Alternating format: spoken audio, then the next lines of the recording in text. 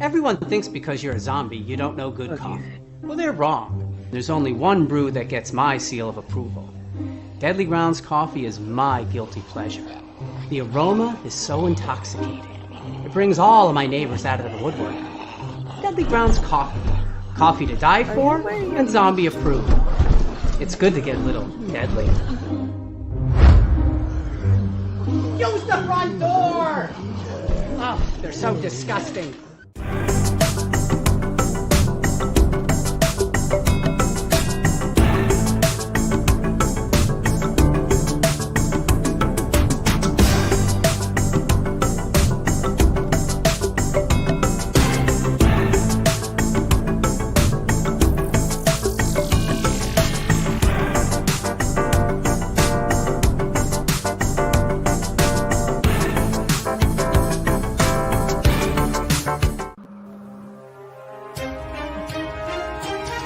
The Dorkening and all affiliated shows are not intended for anyone under the age of 18. The following may contain discussions or scenes that have adult situations, graphic violence, nudity, strong sexual content, and graphic language. This show is intended for mature audiences only. Viewer discretion is advised. Ladies and gentlemen, the motion picture you're about to see contains scenes so terrifying, the public must be given grave warning.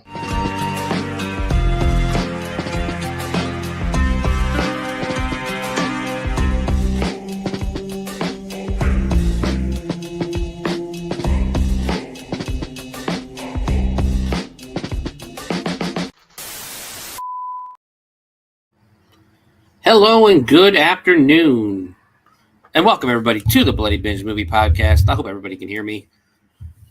I am your host, Sewer Dweller, coming to you from Dayton, Ohio, and joining me as always. Well, she had to back out for a second, I guess. But Friday is going to be joining me eventually.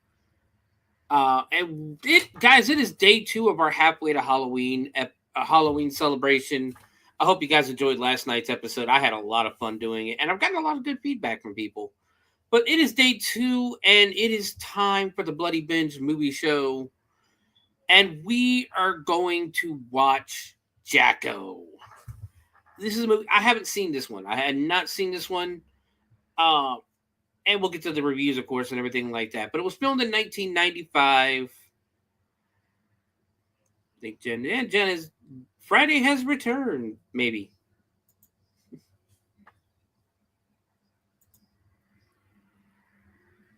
Maybe, where's my... There it is. You doing good, Friday? I think so. I think I'm back. I don't know. These storms are messing with everything. Yeah, we've had it's been pretty bad here. Like there's this weird giant ball of fire in the sky here for the first time in about a month. So I lie. It's been sunny for a while now, on and off. But there's just like almost once a week we're getting these really bad storms with a threat of tornadoes and everything. And it's that system or that thing where people are talking about that now Ohio and the Miami, because our part of Ohio, we're actually in a valley. We are the Miami Valley, and yes, they're saying that the Tornado Alley is moving, and it's moving this way. That eventually in the next couple of years, yes. Ohio, especially southwestern Ohio, is supposed to be like the new Tornado Alley, which sucks because I've been through a million hurricanes. About 2000. Mm-hmm. I know it's about 2011 it started moving, and then it hit hard for the first time in like 60 years. We got hard. Yeah, I've been weird. Like I've said it 100 times before. You know, I've been through hundreds of hurricanes. But no, Virginia Beach though, when you get hit by a hurricane, it's basically the rent. Most of the time, it splits left or it's down to a Category 1 because it bounces off the Outer Banks of North Carolina and then hits us. And then, but until I moved to Ohio, I have never been through a tornado. And then we had these really bad tornadoes come through Memorial Day, not even just weekend, but Memorial Day 2019, all these, like, we had, I think, 70 tornadoes or something like that touch down in the area, and it just wiped out entire sections of the city. And that's the first time I'd ever been through a tornado. And luckily, we were about 3 blocks away from where the tornado actually went through. I still remember going through the tornado, waking up in the morning and getting ready to go to work. This is when I was working for Frito-Lay, and getting a phone call from my boss telling us that just go to the stores and work backstock because there's no more warehouse. The entire, like, the tornadoes had flipped a bunch of the trucks and, like, just literally legitimately took out the entire warehouse. Like, there was nothing left of the warehouse. Whereas it just went through us, and there was nothing left of our apartment complex, and we were lucky. Only, like, a small piece of wood ended up in my brother-in-law's foot, and that was the least, like, the only injuries that we received collectively of our little family that was hiding in the bathroom. I think I don't know where our neighbor's trailer went. I really still don't know where it went. So, yeah. I mean, it went over there, and up there. That's where it went. Basically. Well, and that's the thing too, is that we can, like, surprisingly, I think there was only a couple of deaths, and the only one, and I'm not going to lie, and I shouldn't have, I giggled at this when it happened, when I found out it happened, but apparently an old guy was just sitting in his bedroom when the tornadoes came through, and a fucking car went through his second story of his house. Oh, wow. And yeah, that's what killed him, was a car going through the second story of his house. So, like I said, I shouldn't laugh at that, but at the same time, what are the odds? I don't know, but Mother Nature plays against the odds. Yeah. Mother Nature's kind of mean. And there goes my phone. But I thought I shut off. There we go. Hi, person. That's a bill collector. Nobody cares. I don't. Yeah. Yeah. I'm not going to. We got a rule in this house. If it's an in-person customer service interaction, I can handle it because I can hold my temper a lot better. I love my wife to death, but she can't hold her temper. On the phone, she can hold her temper a lot better than I can. So she gets to deal with the customer service interactions on the phone. I get to deal with the ones in person. So, so it basically keeps her out of jail, and it keeps people from coming and taking stuff from us if I get rude on the phone. So it works for us. Oh, but guys, once again, it is halfway to Halloween. We are 6 months away from Halloween, 5 months away from haunt season. And once again, I hope you guys enjoyed the show last night. I've gotten some pretty good reviews of it from people who did listen to the entire show, all 3 hours of it. And I had fun. Yeah, I had fun doing it. Dude, okay. I did get an answer back. They have this special high-powered cleansing water that they used on the trailer. Okay. And that is how they tried to help her get rid of the spirits. But it also helps with different things on your person and other stuff. And they are willing to talk with you online and everything. The ascending or descending shadows, this is what I'm referring to from the show yesterday, because they got back to me. Nice. For those who didn't see the show, we're talking about, it is down at Cincinnati Fear Fest. We had Mary and Nicole on from them, and they had a gypsy trailer that was just, something was in there. It was, I'm thinking more demonic than anything else, just because of what was happening. To the point where Nicole had her hair set on fire. And they brought this stuff, and Jen, do you remember what it was called? They called it the fuck off water. Yes, on the show. Yeah, fuck off juice. Fuck off water. Okay, I mixed it up with what she said in the text. So yeah. So what was it? What is it actually called? So people want to go look. Um, I did not actually find it on the hold on, I did not find it on the site, so I just asked. Mm-hmm. She called it concentrated clearing water. She uses it for her readings. Okay, but I mean, I don't think they never did say if it worked or not.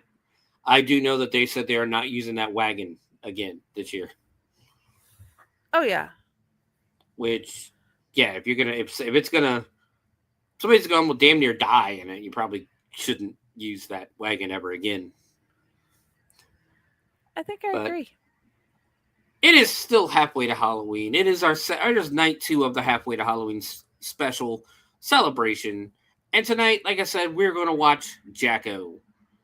Now, before this, I have not seen this movie.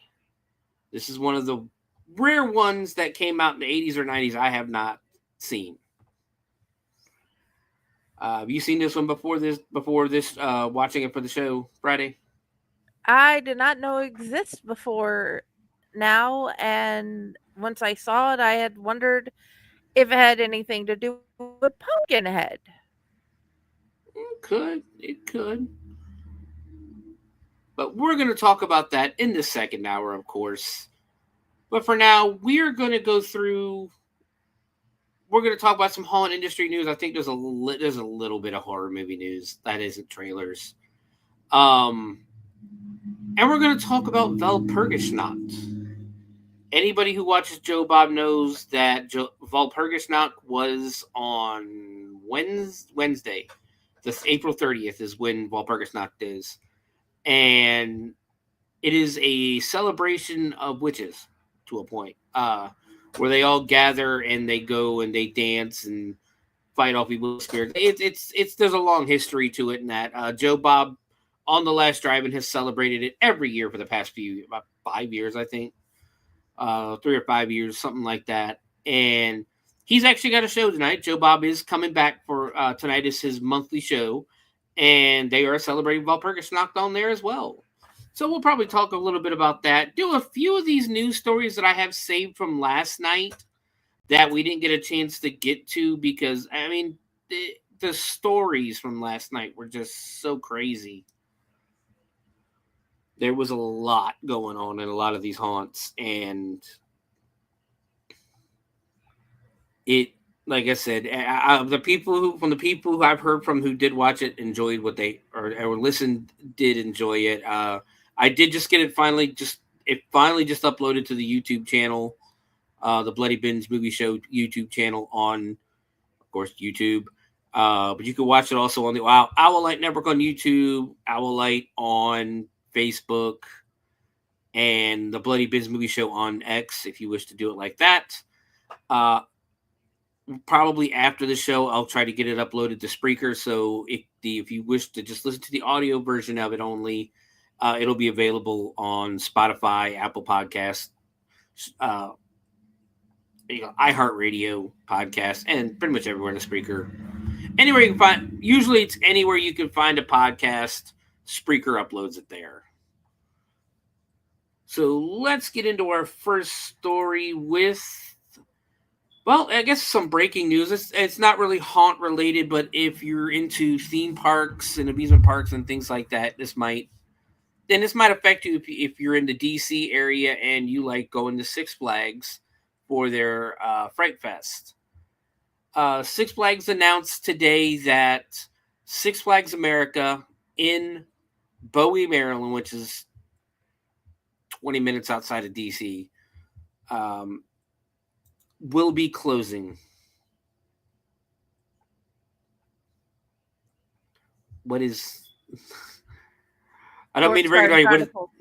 Yeah, that's fine. Okay, cool. But they did announce today, and actually literally today, that they're going to be closing Six Flags America in Bowie, Maryland, like just north of DC.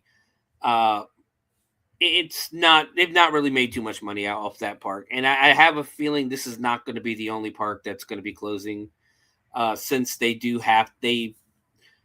last year they merged with Cedar Fair, so they're going to be going through all these parks and seeing which ones are beneficial to them, and not beneficial. Basically, which parks are going to make them money, which ones aren't. And they did announce today that as of November 2nd of this year, Six Flags in Bowie, Maryland will be closed. Will be closing. And it's still, I think we're still waiting, especially here in the Dayton, Cincinnati area. We're still waiting to find out what they're going to do with Kings Island. We know they're not going to close Kings Island, but what are they going to do with the Halloween stuff? Because Kings Island, Cedar Fair, Kings Dominion in Virginia, or Cedar Point, I'm sorry, in Sandusky, Kings Dominion in Virginia all do Halloween Haunt, is what they call it. So we don't know if they're going to keep it as Halloween Haunt, change it to Fright Fest. I'm pretty sure, because I know Cedar Fair also owns Knott's Berry Farm out in California. I doubt they're going to change that one because it's already called Knott's Scary Farm, and they're one of the original amusement parks to do Halloween. So that's some sad news, unfortunately, especially if you live in the DC area and you enjoy going to Six Flags for the Fright Fest.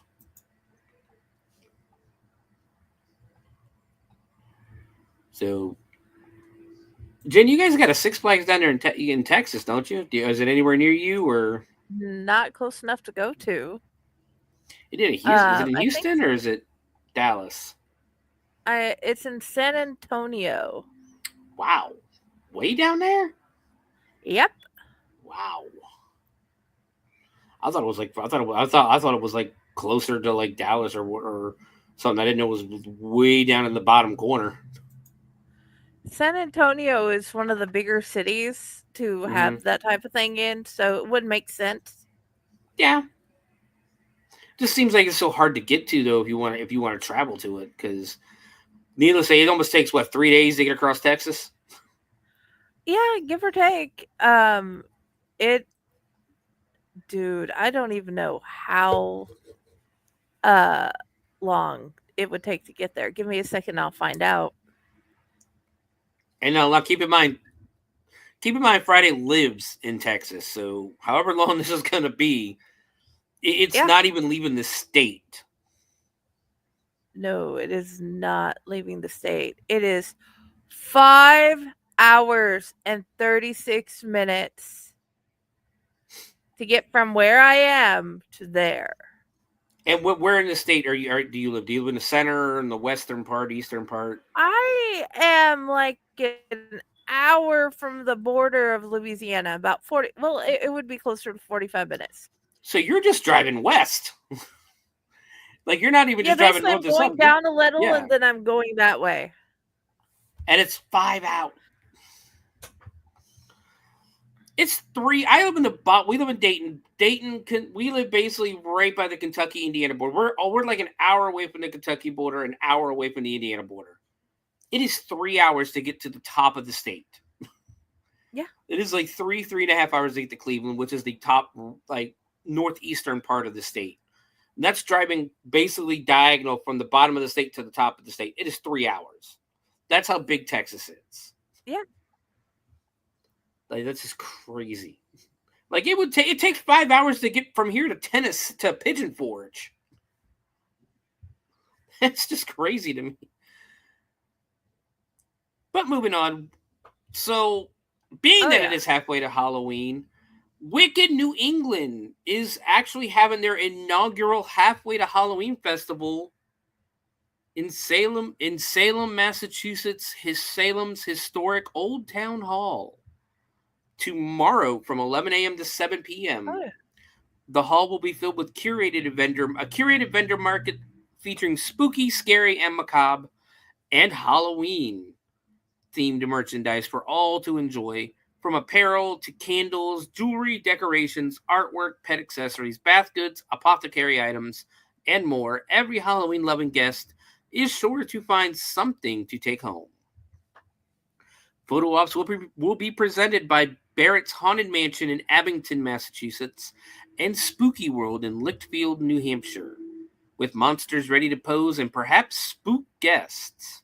Panel presentations will take place throughout the day on the Old Town Hall stage, sharing insight and a peek behind the curtain of New England haunts and other Halloween offerings.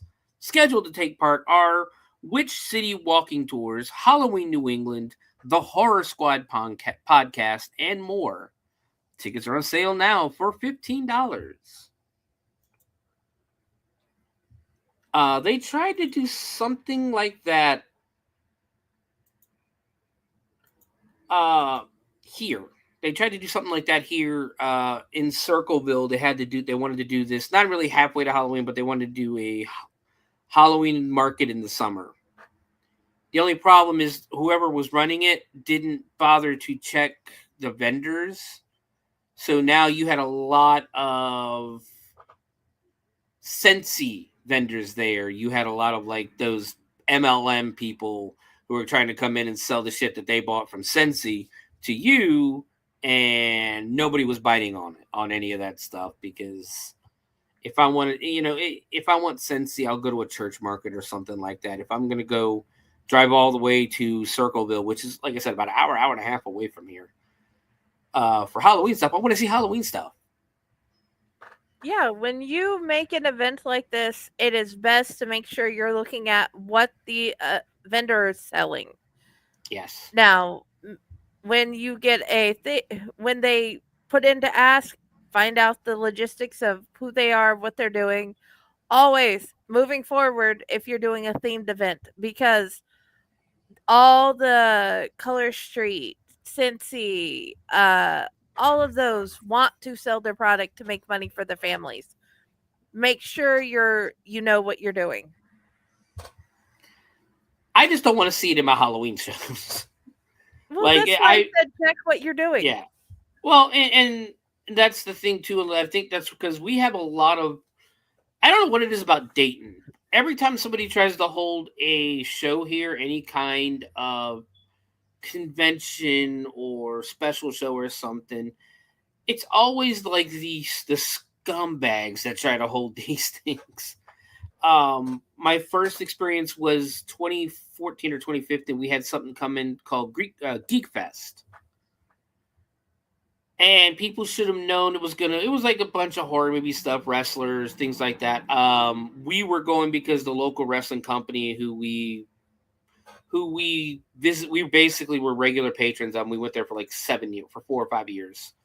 Was holding a show there, and we wanted to go see the wrestling show.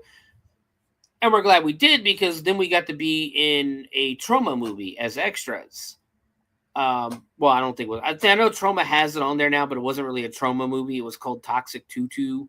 It was supposed to be like almost like a sequel to the Toxic Avenger without being the Toxic Avenger. It was written and directed by the guy who plays Melvin in the original, and it was yeah. Half the celebrities bailed out before the show even started, because it started turning out that the person, and then again, now this is something that happens in the wrestling community as well, especially with independent shows and that.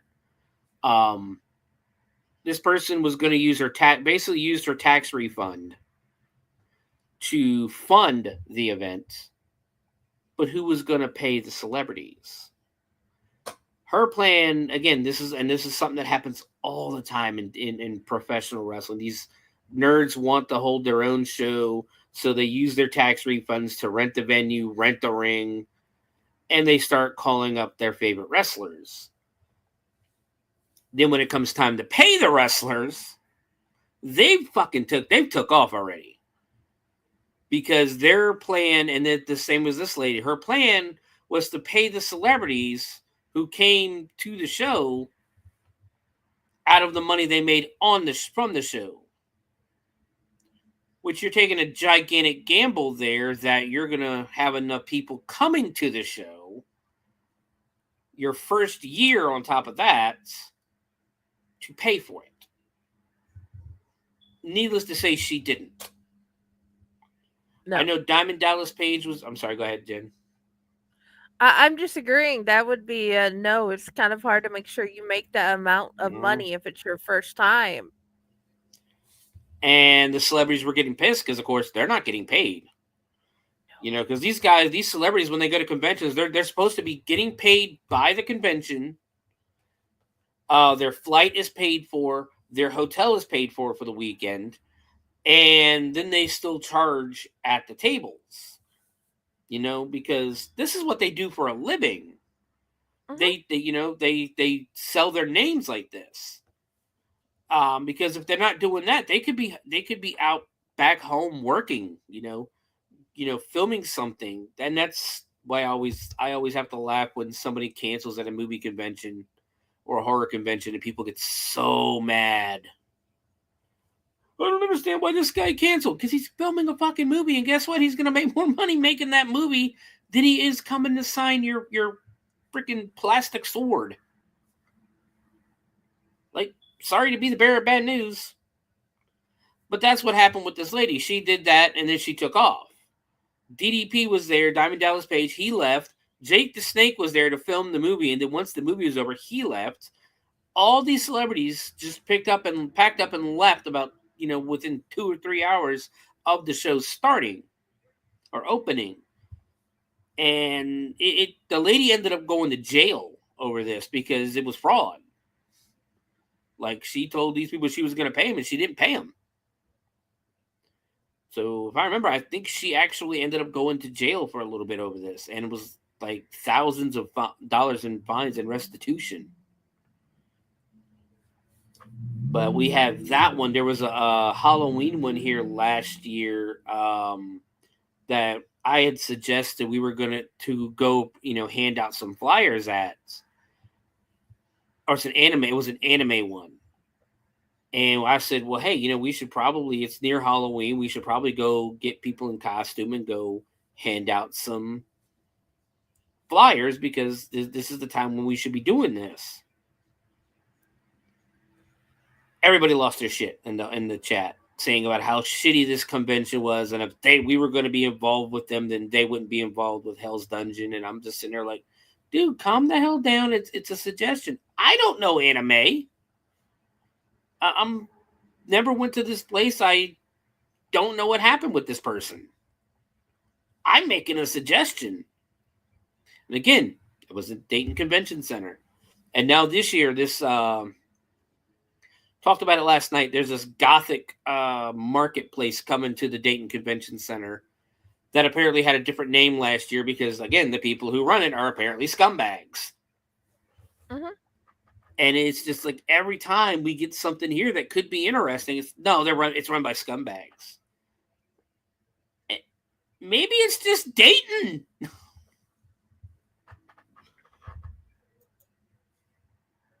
But moving on. Now that my rant is over. Let's see.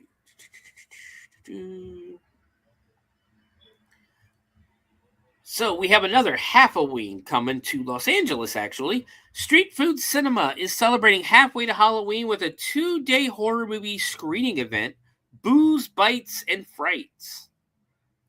Taking place at the Heritage Square Museum, Los Angeles, California. They're going to be showing The Craft tonight. Tomorrow night will be Final Destination. Well, apparently it's only 2 nights and 2 movies. But relive fan favorite horror film. I'm sure there's more movies, but that's the only thing they're actually listing is The Craft and Final Destination. Satisfy your hunger at with LA's best food trucks. Sip on themed cocktails and play to win creepy carnival games. Costumes are encouraged, so be ready to strike a spooky pose at a creepy photo op and be prepared to encounter some roaming ghouls. Guided tours will take you through the dimly lit corridors, creaking staircases, and fascinating history of the ethereally captivating Victoria mansions. Tickets are on sale now, starting at $30 plus fees for advance tickets, and at the door they will be $40.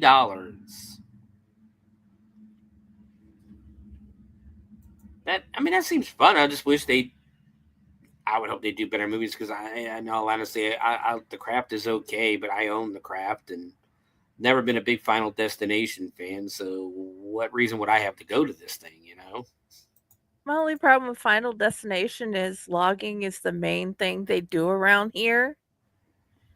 And Mhm. what do I always end up behind? I'm gonna take a walk. Let's say a logging truck. Yeah, it's like multiples. So that's so See, much fun. everybody has their nightmares about the logging trucks. I've always had them about those freaking car transporters because they don't those ones where they have on the second story of it. They don't look secure at all. My problem is even thinking about being the truck driver with the car or the SUV or the whatever Mhm. above your head. That Mhm. bothers me too because I've thought about the whole thing. I know my way around a rig. I've been around Yeah. them all my Mhm. life. That scares me See, too. I've unloaded. I'm the same way. I've never drove one, but I've unloaded plenty of them. I've worked around plenty of them, and yeah, no, that nah. Mm. So that's gonna do for haunt industry news, though. Like I said, it's still early in the year. There's really not much going on haunt wise. Everybody's getting their stuff together and deciding when they're gonna open and all that stuff. So we're gonna move over. We got a couple of horror movie news that aren't trailers, surprisingly. The first one is I don't know how many people know about it. I'm pretty sure a lot of people know about this, Jen. Friday, I don't know if you know about it. I'm pretty sure you've seen Days of or Dawn of the Dead, correct? Yes. The original 1978. The mall that they filmed it in, the Monroeville Mall in Monroeville, Pennsylvania, which is a suburb of Pittsburgh, they're about to tear it down Oh wow. because they want to build condos. Yeah, we're gonna tear down an important piece of horror cinematic history for condos. So, Mm. and what the I hell have did this thing various do? words I do not need to speak on this show because of the nature of what they are. Hey, this is the Bloody Binge. You can say whatever the hell you want. I think it's completely beyond bullshit that they are doing this, and I'm afraid it's Yeah. too political to be like, okay, that's one of the most bullshit things I've heard Well, since they've started doing this well, year. there's one problem with that. Apparently, somebody else has appeared as a buyer. Something that could be much worse than condos, even though condos are pretty bad. Okay. So there are shopping malls, and then there is the shopping mall, Monroeville Mall in Pennsylvania, the original filming location of George A. Romero's seminal 1970 horror film, Dawn of the Dead. To fans of horror, film history, and American pop culture, it's sacred ground. As rumors swirl about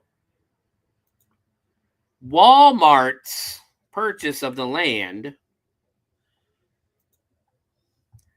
and redevelopment of the site, one thing must be made clear. Tearing down or drastically altering the Monroeville Mall would be an act of cultural erasure. This might actually be an editorial. Why does that?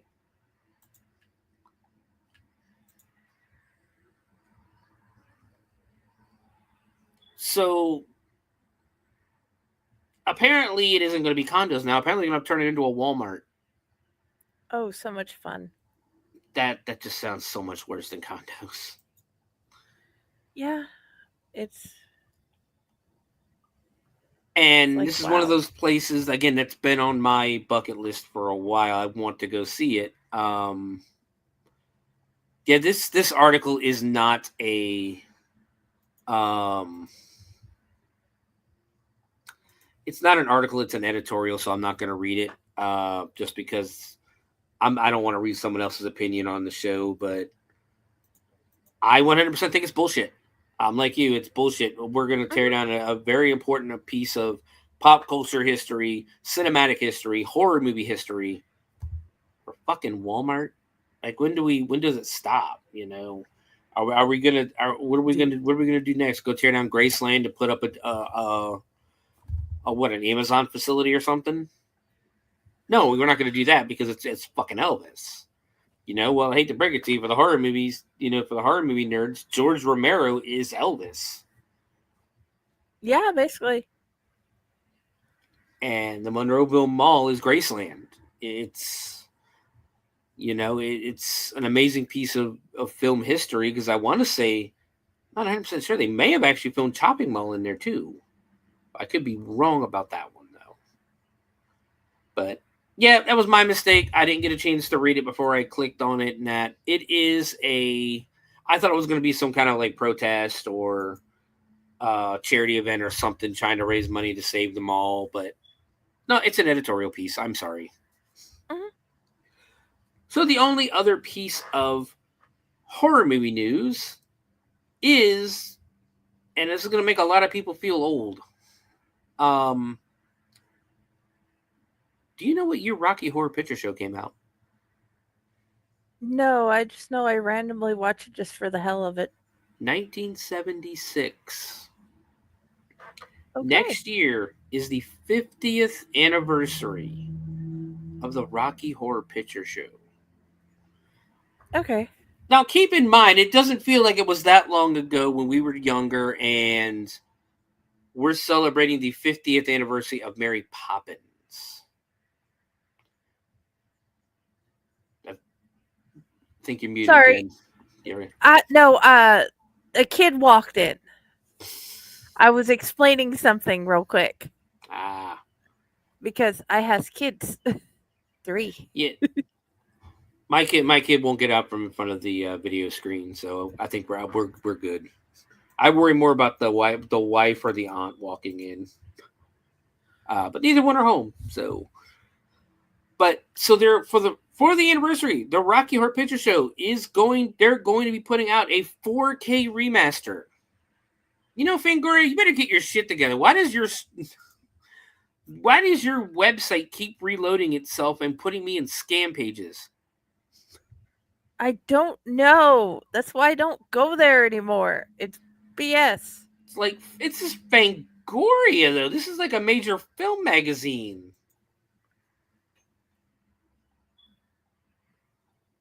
So, yeah, they're going to be the Restoration and Library Management Director Kevin Schaefer is going to be doing a Rocky Horror restoration, and I think it's going to look great. Here's the thing. I have Rocky Horror Pictures. It's one of my favorite movies of all time. I have Rocky Horror Picture Show on every format known to man. Most of them, because I don't have a laser disc or a HD DVD of it.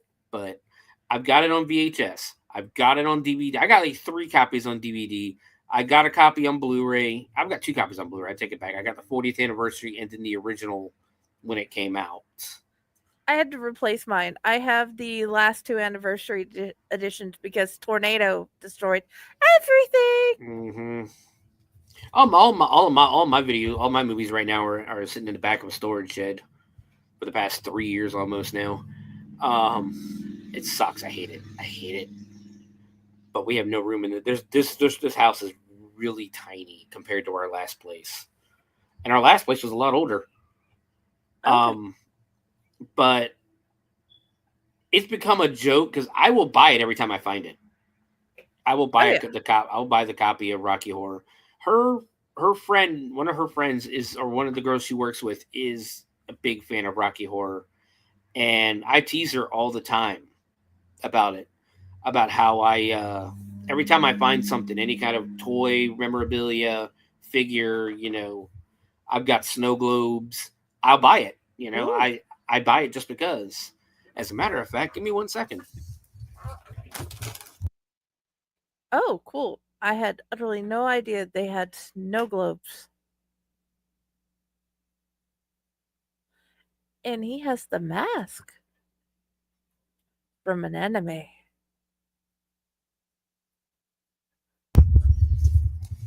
And it's been moved, so I can't find it, but I have a Columbia figure in the house somewhere. It's hiding! Because we decided to go on air. It decided to hide. Yeah. So instead, I'll show you this thing that Jennifer bought me from. Or I'm not allowed to say. I'm sorry, my wife. I'm not allowed to say her name. She don't let me say her name. I'm like, but I get this. I'll just show off this oogie boogie that my wife bought Ooh, me last year. It is supposed to my be a garden gnome. that is awesome. I love it. My youngest girl has a stuffed one she likes to sleep with. Yeah, I love that. Oogie Boogie is my favorite character in there, and of course, the famous Mystery Science Theater ball that is signed by Jonah of the Netflix series. So cool. He didn't want to charge us for it either. Like this guy was so cool. We hung out. We like literally hung out with him for a little bit at the convention. He That is loved cool. the ferrets, and he was like, "Well, here, just take because I was looking to buy it, and I think it was like $30 or something." And I'm like, I'm gonna spend the $30 because that. Where do you find that? You don't find that anywhere. Mystery Science Theater doesn't have that kind of stuff. And he's like, "Oh, well, just go ahead and take." No, dude. You're here to make money. So he wouldn't signed it for free. He wouldn't charge me for the he wouldn't let me pay for the autograph price. That is awesome. Yes, like I said, great dude. So that's gonna do it. We're gonna call that for the horror movie news because, again, that's it. Unless because I can't show.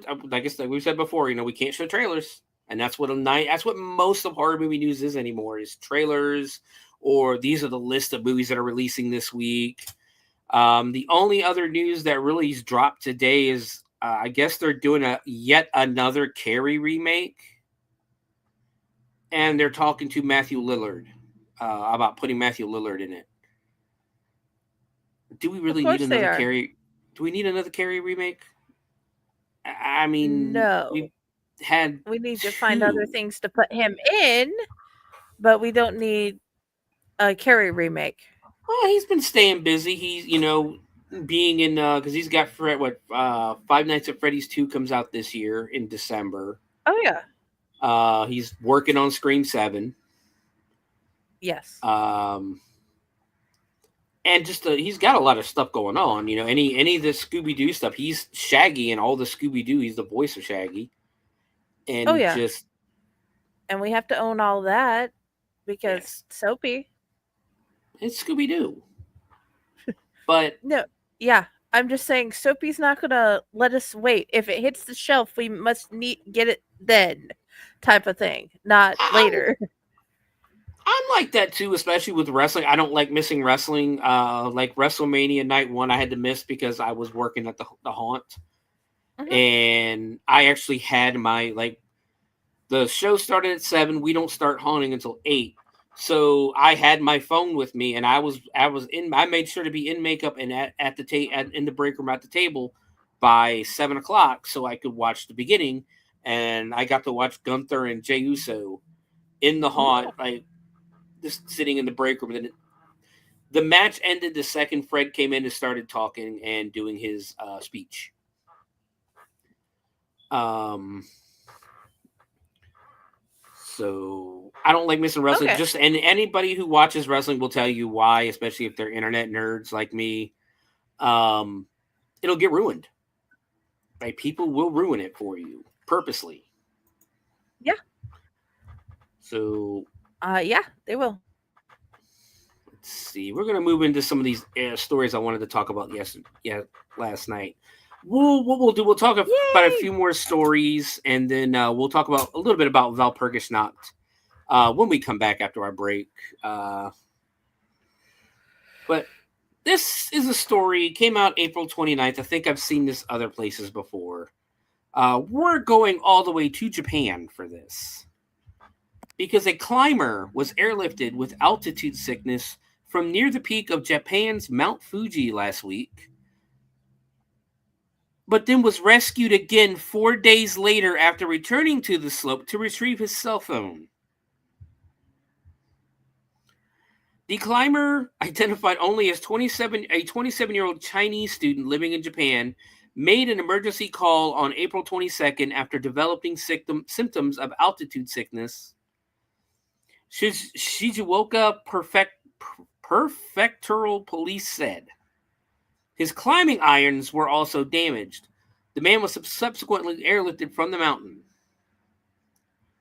On Saturday, he returned to the mountain's Fuji Nomiya Trail, located about 10,000 feet above sea level, to search for his cell phone and other belongings he left behind when he was rescued.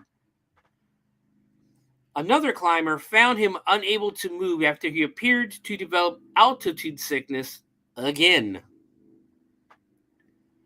Officials urged people to be cautious to the harsh conditions at Japan's tallest peak during its off-season. Police said the mountain has low temperatures and is covered in snow even in the spring. The mountain's hiking trails are officially open only from July to September, although there is no penalty for hiking off-season. So use some common sense. You know, there's a reason, especially like when you climb Everest, you can't go by yourself. You have to hire people to bring you. There is a reason that when you climb Mount Everest, the navigation, once you get to a certain point, the navigation, the directions they give you to the peak, revolve around dead bodies that have been there for years. One of which is apparently missing.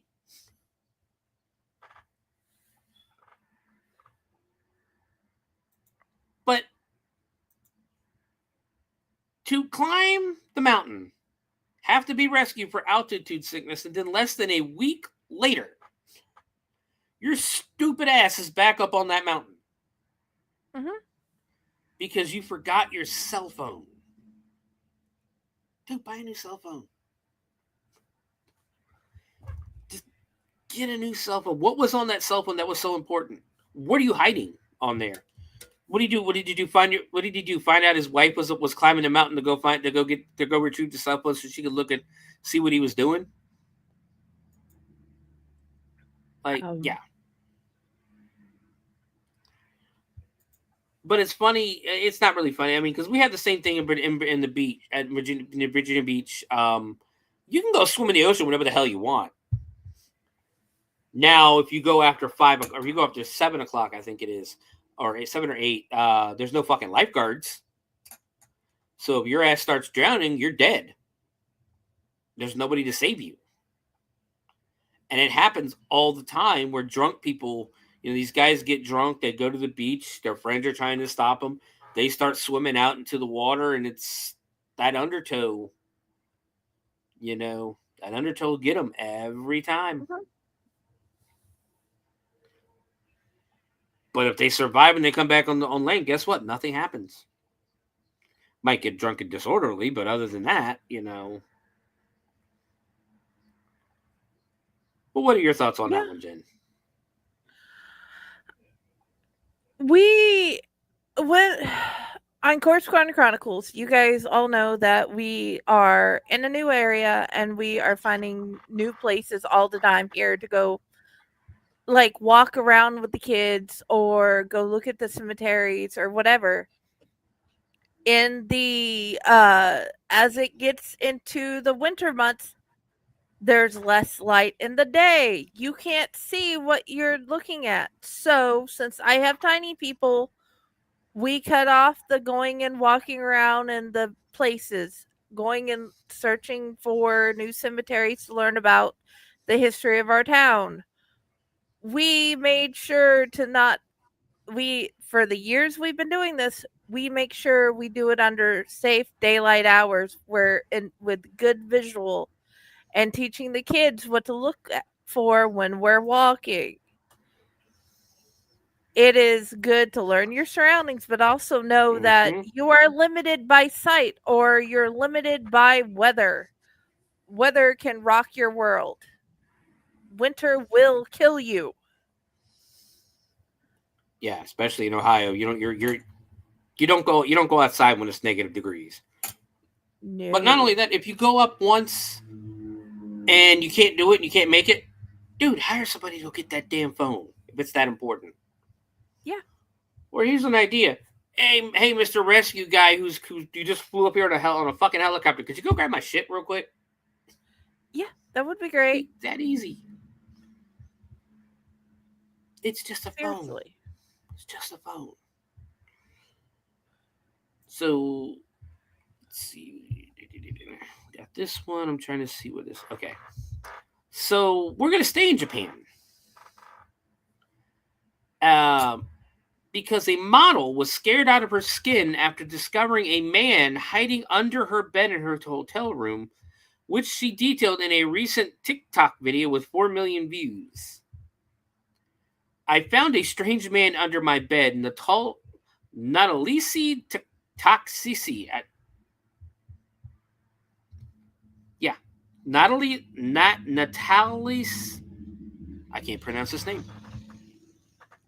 Natalisi Taksisi said in the clip while describing the spine-tingling encounter, which occurred during a solo trip to Japan. The bombshell, who lives in Thailand, explained in the clip that she picked the land of the rising sun because she thought it was a very safe country, which Japan is. Japan is a relatively very safe country, honestly. She said she stayed in the APA Hotel and Resort in Tokyo, which initially seemed like the ideal accommodation per the video. The place looked legit, and I had a key card which gave me access to the hotel and my room, explained Taksisi. The first day, everything was fine. Things went awry on day 2 when the content creator returned to the hotel to catch some slumber after a day of sightseeing, she explained. I came back around 7:30 p.m., unlocked my room like usual, took off my clothes, laid down on the bed. That's when she noticed a weird smell.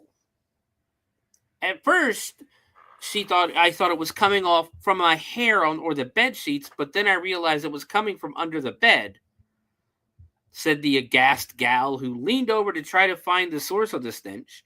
When Taksisi peered under the bed, she saw a pair of eyes staring back at her. I saw a man under my bed and I started to scream and jump to my feet, the startled traveler said. The man climbed out from under the bed, stared at me for 3 seconds. She added, those seconds felt like my life was over. The intruder then screamed and ran out of her room. Horrified, Taksisi yelled for the hotel staff, who alerted the police of her uninvited bedfellow.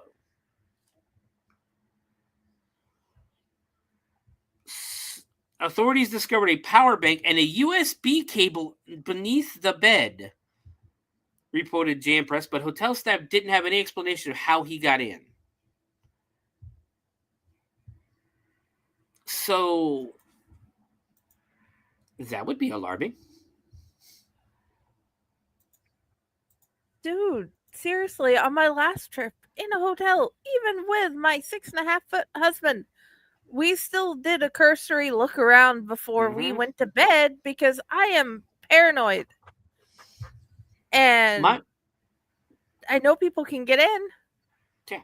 See, and that's where me and my wife differ on certain things. Is she lived in the country. She was raised out in the country. You could leave your shit, you could leave your doors unlocked. You could leave your cars unlocked and stuff like that. Windows down, as long as it wasn't going to rain. And no one would mess with your stuff. I'm from the fucking hood. I would probably considered the hood. You didn't do that shit. Your doors were locked. Not only were your doors like you're putting chairs against the door because you don't want people coming in. And these people, especially the people that my brother hung out with, would just walk into our damn house. You didn't leave your doors unlocked.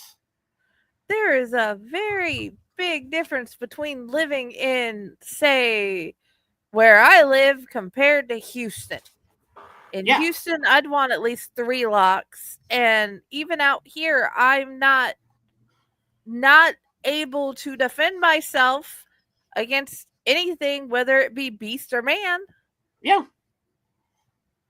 And, to this day, we don't live in a bad area. We really don't. Like, the most that happens over here is The people across the street like to argue a lot, and then somebody calls the cops, and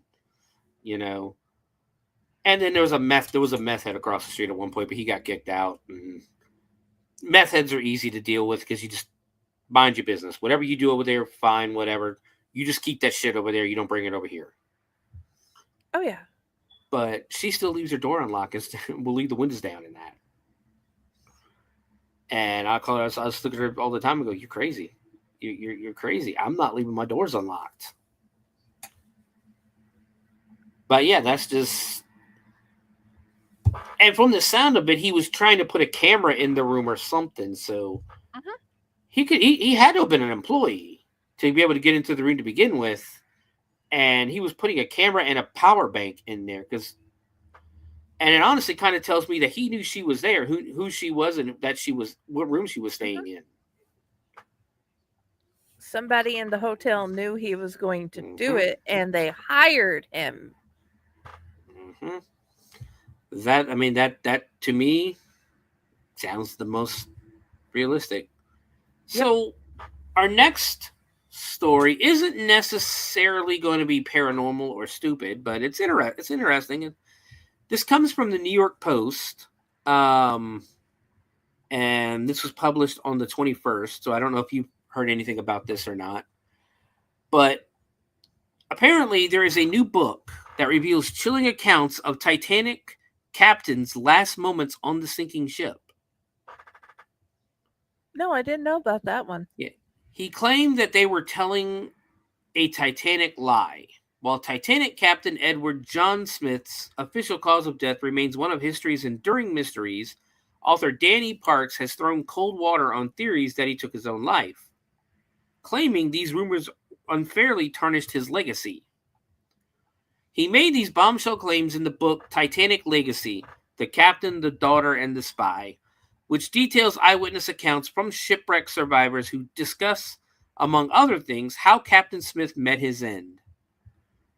Over 1,500 people died when the RMS Titanic sank on April 14th to the 15th, 1912. Of course, it sank on my birthday. Following its fateful collision, here's the weird thing about my birthday. Now, I want to put this out there. I'm born on April 14th. That is my birthday.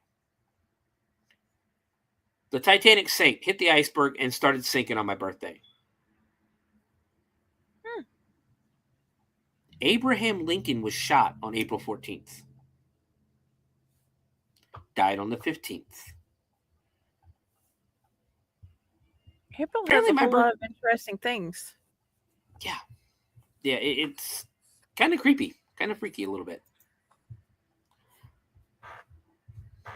But following its fateful collision with an iceberg in one of the most notorious maritime disasters in history. I need to disappear for 2 seconds.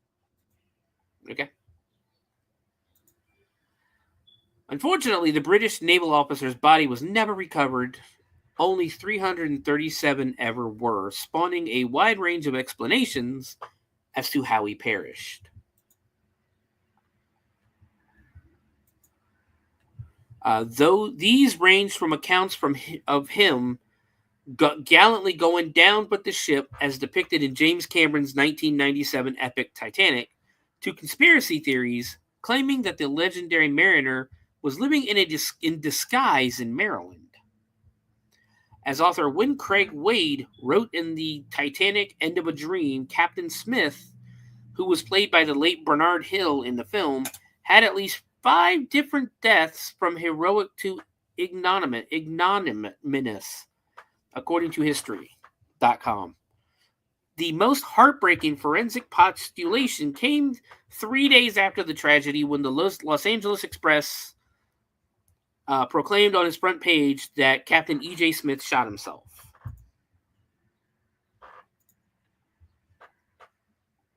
A day later, the UK's Daily Mirror declared on its front page that Captain Smith shoots himself on the bridge. During inquiries into the maritime tragedy held in New York and London, survivors claimed they'd also heard rumors of the 62-year-old Commodore's ignominious end. Suicide was seen as a cowardly way to go out during a time when the captain was honor-bound to go down with the ship. And that was just the tip of the iceberg. There were also controversial reports smearing Smith's reputation when he was alive, alleging that he had an appetite for booze, was piloting the Titanic at an unsafe speed, and also ignored warnings about the iceberg, throwing salt in the wounds of his widow, Eleanor, and their 7-year-old daughter, Mel. However, Parks labeled these rumors unfounded character assassinations and claimed that the venerated captain drowned or froze to death in the North Atlantic with other casualties. It's sad that, that has to happen. But guys, we're already at an hour, so we're going to go ahead and take our commercial break. We're going to pay some bills real quick because I really have to go to the bathroom. So we'll be back in about 3 minutes. See you then.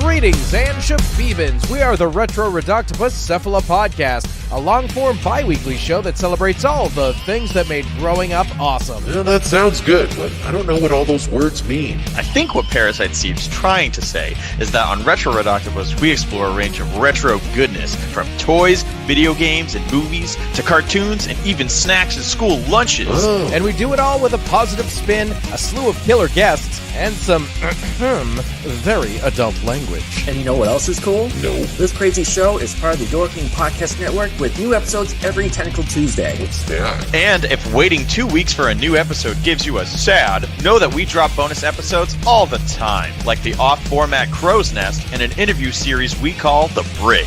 You can listen to Retro Reductibus on Apple Podcasts, Spotify, Stitcher, or any app that's cool enough to carry the only show that celebrates all the things that make growing up awesome.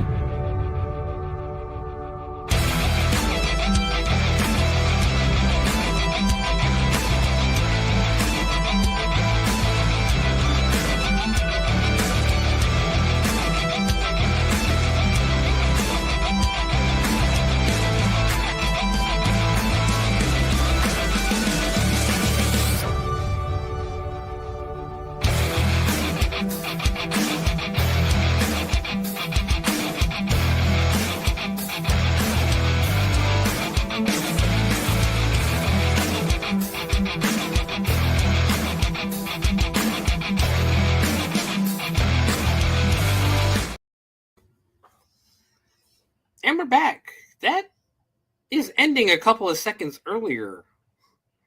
This is like the second day in a row that's happened. So, surprising me. But welcome back. You're muted, Jen. Sorry. I have no idea why. I was wondering about that too. I'm like, it's missing that little Raz touch, and I'm not sure why. Because he's been busy. He's No, been busy getting a it honk. was in the video. Mm-hmm. He made Yeah, the that's what I video. mean. I don't know It's what in happened the to it. video, but it just disappeared, and I don't know Yeah. why it disappeared. And that's what I was saying too. Is like it shocks me. It shocked me last night. It kind of shocked me today. I'm like, oh, where was the static? But welcome back, everybody, to the Bloody Binge movie show. It is halfway to Halloween, and today we are watching Jacko. I do want to apologize. I know people probably been watching me do a pee dance for about 5 or 6 minutes now. I really had to go to the bathroom, so I had to cut it a little short early. But also, in that 3 minutes, I did find something. I found the figure that we were talking about, the Columbia figure. And I only paid like $10 for this when I found it. It's gorgeous. Yes, it is a one. It's even got a stand that she's not standing. Oh, there she is standing very well on it. But unfortunately, she's got to stay in a closet for now until we get our own place and I can decorate it accordingly. I do plan on putting some. I got to get some thumbtacks and stuff. I have some posters and stuff to go on the wall behind us, to hopefully make the room look a little more haunted. I know the Demon Slayer pillow behind us is behind me is kind of not horror related, but this is where the kid sleeps. So no, to be honest, it is horror related. Oh, I have seen so many things in that show that are like, oh my god, and I'm letting my kid see this. So yeah, it could be considered horror because people get torn to shreds. Oh. See, now I watched a couple of minutes of One Punch Man with him, and after that first couple minutes, I'm like, no, you cannot watch this. But Demon Slayer, that was always like one of the first ones, besides Dragon Ball and Pokemon, Demon Slayer was always one of his favorite animes. He's the animator. I've never really gotten into anime. It is a great series. I love it. I'm not a fan of One Punch Man, but I do love Dragon Ball. Hate Pokemon, but we have a whole lot of Pokemon, everything, TV show and everything here. So yeah, I get the idea. I was too old for the Pokemon phase when it first started. My brother had a bunch of cards, but like my mom liked to do, once you turn a certain age, she got rid of a bunch of stuff. And to the day she died, I kept reminding her, because I had the entire collection of He-Man, like all the Masters of the Universe toys, the figures, the castles, the play sets, everything. And she threw them away. She didn't throw them away. She gave them to a neighbor who threw them away because this is like 10, 12 years past He-Man's prime. They didn't give two shits about He-Man. They wanted Ninja Turtles. So I remind her every day what the collection's worth to this day. Dude, although there are certain parents that have lied to their kids and use their kids' Pokemon collection to pay off their house. Yeah. So, well, and that's the thing too. Like we had the old the Ghostbusters firehouse. We had all those 80s LJN wrestlers that are selling now. I mean, the way I had the condition I had them, and they weren't going to sell that much for that much, but yeah. So this past Wednesday, we didn't necessarily celebrate it. I'm not a Wiccan or a witch, but we had Walpurgisnacht. Jen, do you know anything about Walpurgisnacht? Nope. Well, it is an abbreviation for Saint Walpurgis Night. And it is celebrated mostly in Bavaria, Sweden, places like that. So it is the eve of the Christian feast day of Saint Walpurga, an 8th century abbess. An abbess, I know I'm probably saying that word wrong, but it's like your mother superior.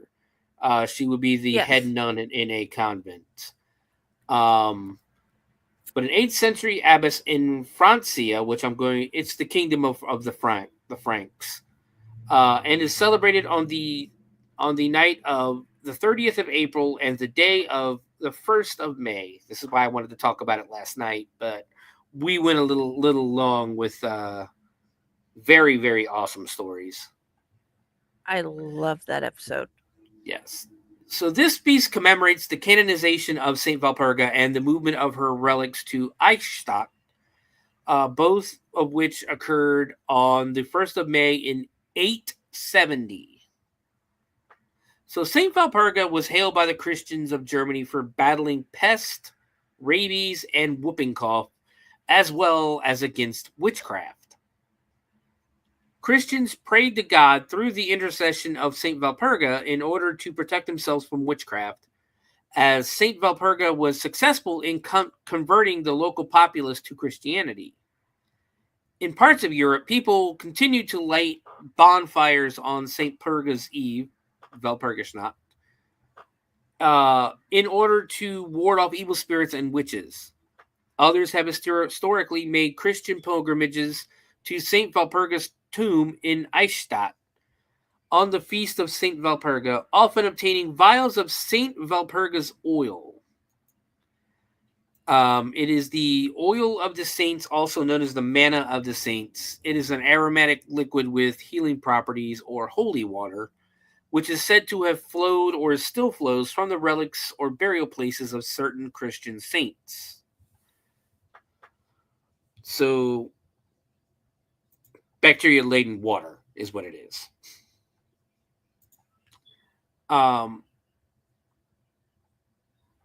It is suggested that Walpurgisnacht is linked with older May Day festivals in Northern Europe, which also involved lighting bonfires at night. For example, the Gaelic festival of Beltane.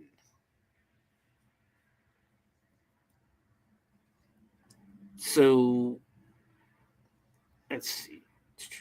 Saint Walpurga was the daughter of Saint Richard the Pilgrim and sister of Saint Willibald.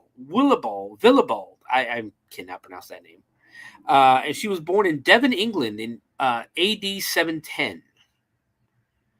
Born into a prominent Anglo-Saxon family, Saint Walpurga studied medicine and became a Christian missionary to Germany, where she founded a double monastery in Heidenheim.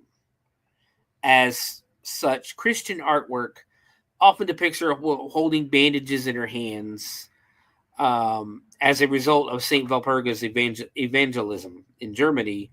The people were converted to Christianity from heathenism. She was also known to repel the effects of witchcraft.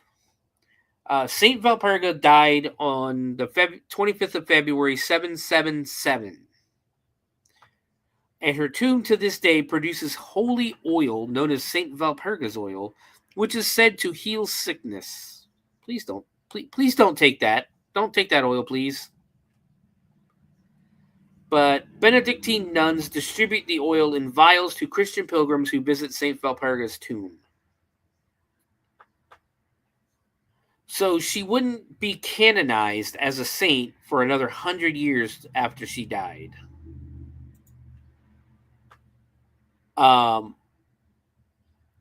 She actually wasn't even moved to Eichstätt until the 1st of May, 870, thus leading to the feast of St. Walpurga on its eve.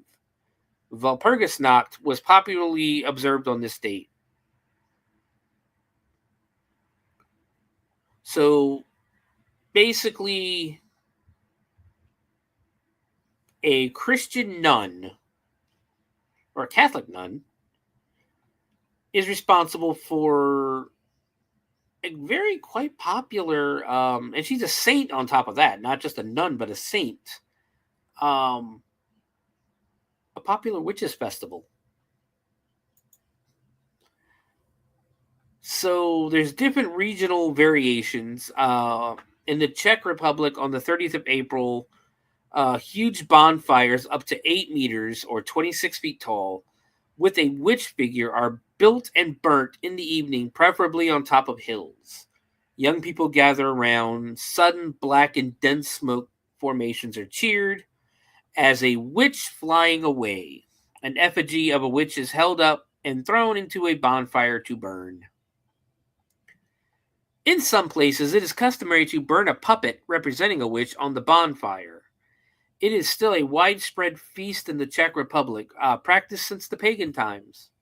Now, could you imagine if a guy gets mad at his wife and just dresses her up as a puppet? Actually, with what I've read so far, yeah.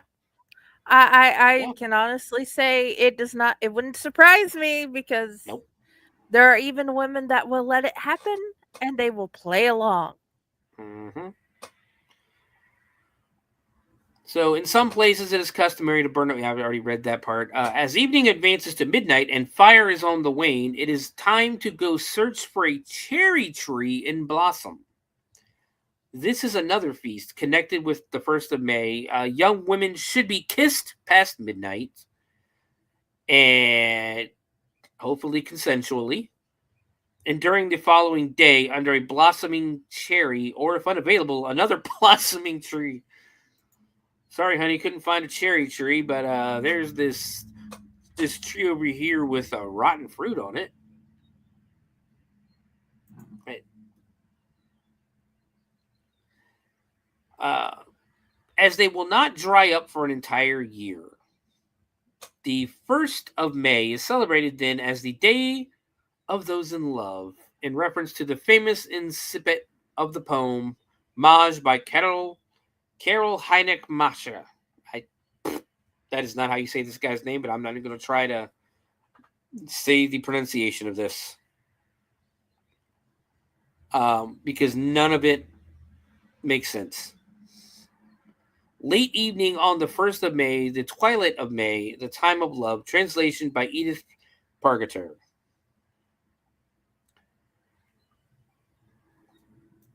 So apparently you have to kiss a girl on the April 30th, or from midnight, April or May 1st through the end of the day, underneath a cherry tree. Or if you can't find a cherry tree, whatever tree is blossoming. Because apparently it doesn't matter that it's a cherry tree, so I don't know why we even have cherry tree in there to begin with.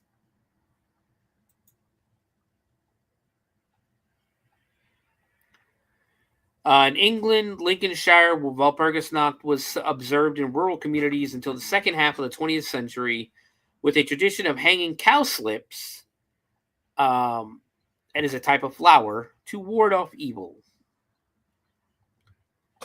And there's a lot more that goes on, especially when you get to Finland and Germany and that. We'll wait for next year to talk about the Finnish and the German celebrations, because we'll be here all night talking about it if we do. And we're not here to talk about that. We are here to talk about Jacko. So Jacko came out in 1995. I would have been 17 years old. I would have been a teenager, and I'm still surprised I had never seen this movie. The movie was the screenplay was by Patrick Moran, and it was based on a story by Fred Olen Ray and Brad Lineweaver. Fred Olen Ray, I know I've heard this name before. Yeah, he's one of those TV movie directors that he directs a lot of the Hallmark style movies, I guess, like a Royal Christmas Ballet, a Royal Christmas Holiday, Dog Napped Hound for the Holidays, a Royal Christmas on Ice. He wrote the story for this movie. He didn't write the screenplay, but he wrote the story for the movie. Interesting. And Brad Lineweaver, I've never heard this person before. Mostly producer. Doesn't look like he did too much directing or writing. I'm taking it back. He's got 7 writing credits. The Silicone Assassin Project, Dead Reckoning, The Low Budget Time Machine, Terror at Tate Manor, Jacko and the Brain Leeches. He is an actor, but he's always looks like he's playing like side parts and parts that nobody wants. And it was directed by a guy named Steve Latshaw. I'm trying to look at what he's directed before. It's a lot of low budget stuff. Well, oh wait, those are his writing credits. Never mind. Yeah, Dr. X's Cinemoto, Vampire Trailer Park in 1991, Dark Universe in 93, Bikini Drive-In in 95, Jacko in 95. The last movie he directed was Return of the Killer Shrews in 2012. So now we're going to get into the cast. And this is a cast. A couple of these people have been on the show and are actually pretty well known. For starters, Carolyn, the babysitter, the blonde babysitter, not the sister, is played by Linnea Quigley. This will be the second time that Linnea Quigley has been featured on the show, as she was in Vice Cops. Was it Vice Cops or was it Vice Squad? Vice Squad. We did Vice Squad last July. So this will be her second appearance on the show. Of course, Linnea Quigley is most popular for playing in Return of the Living Dead, as she played Trash. Do you know who Trash is in Return of the Living Dead, Friday? I should, but I don't remember. You will. If you've seen Return of the Living Dead, you will remember Trash. Trash is the redhead who gets completely naked, full frontal in the movie, and dances on the tombstones. Oh, then yes. I second names. Linnea Quigley is a very hard name to remember, in all honesty. She was one of the original scream queens of the 80s and the 90s.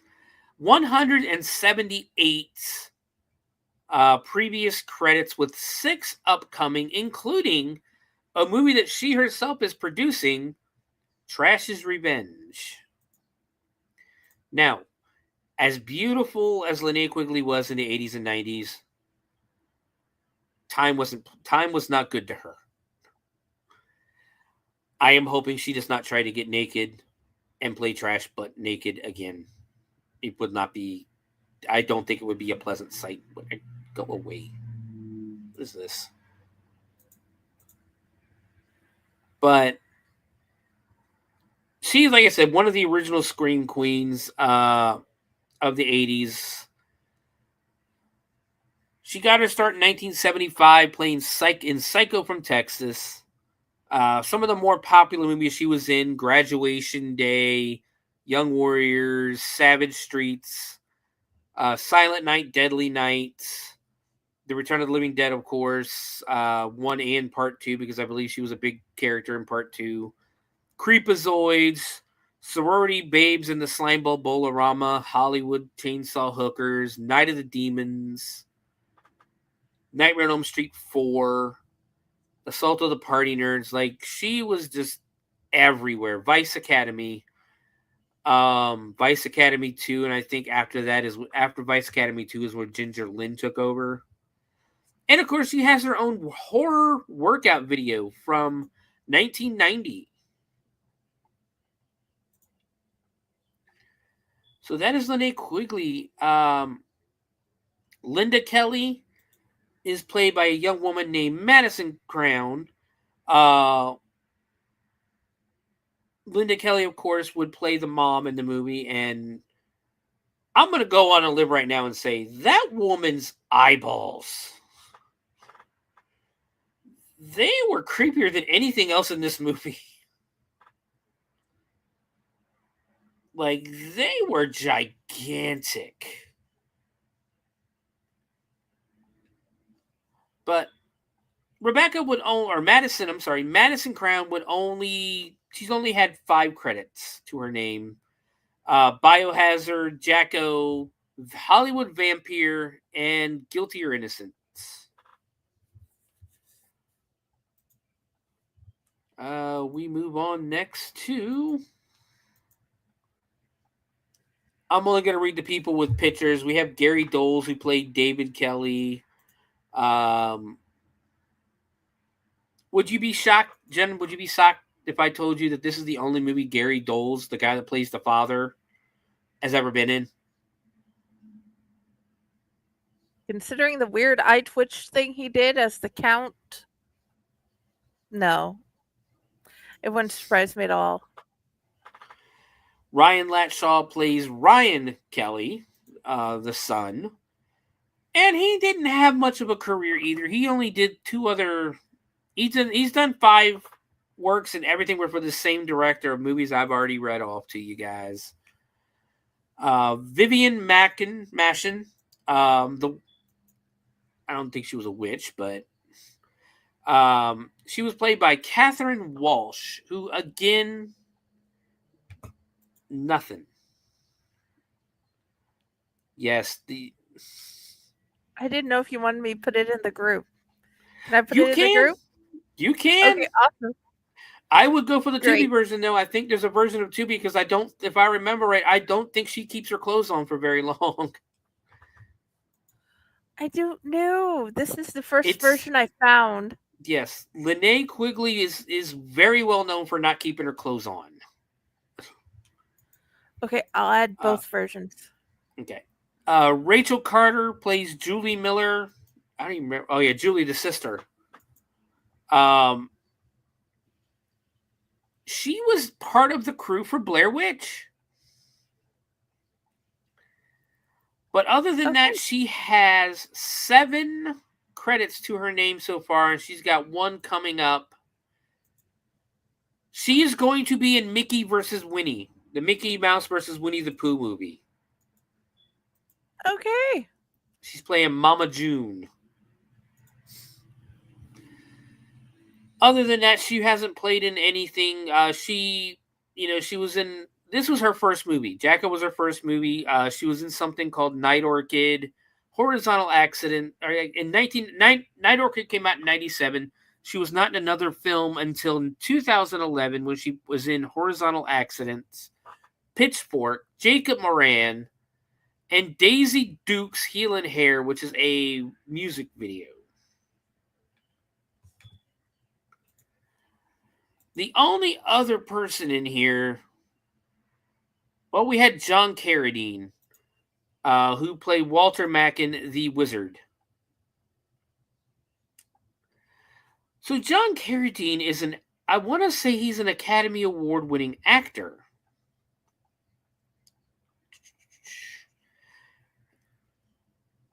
And helped design sets for Cecil B. DeMille. Now, this is the wizard, the guy who brings Jacko to life. He's the guy in Ryan's dreams who is the wizard, right?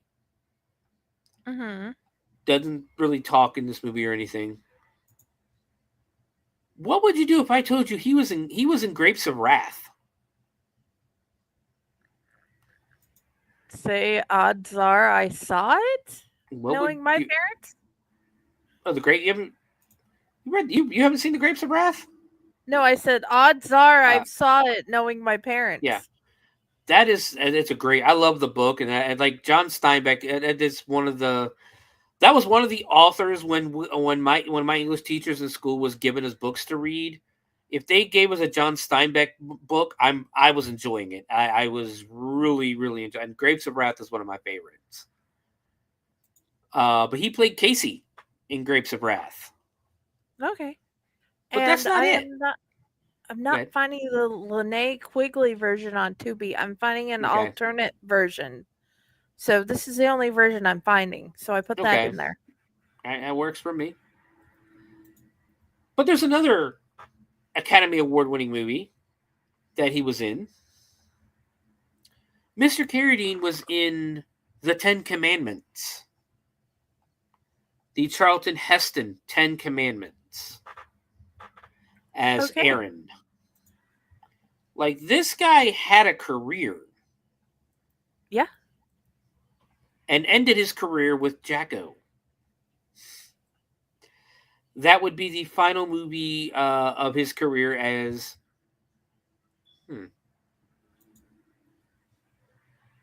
So this doesn't add up. He played the wizard unless I don't know, I'll have to look into this. So Jacko came out in 1995. John Carradine died in 1988. They had shot all his stuff early and sat on it until they could put the movie out. It was not the... Yeah, they had him 7 years? Yep. Wow. And then when they finally put it out, it was not the last movie he was in, but it was the last stuff that the last scenes put out of his work. Yeah, see, because like I said, final film as a final thing in his credits and that, but IMDb also can be changed around a lot. The only other person to talk about is another 80s, 90s scream queen. I think she's more of like a 90s, early 2000s scream queen, really. And in all honesty, we'll get to it in the movie, but her part in this movie is kind of fucking pointless. Brinky Stevens is in the movie. Again, she's one of them ones who, just like Linnea Quigley, if you needed somebody to be in a movie and take their clothes off, she's one of the ones that would have no problem doing it. Now, the other thing is she has 230 credits to her name. So she was in a lot more. She got her start in 1972 with a movie called Necromancy. She was in Slumber Party Massacre, Private School. This is Spinal Tap. Savage Streets. Terminal Velocity. Fatal Games. Like, she was Three Amigos. She was one of the actresses in a silent movie. Slave Girls from Beyond Infinity. Sorority Babes in the Slimeball Bolorama. Naked Gun. She had a small part in Naked Gun. And just so much. Like, Brinky has been in so many things that it's yeah. But that's your cast. Those are your writers and your other stuff. You know what? If I had just looked down here on IMDb, there it is right there about John Carradine.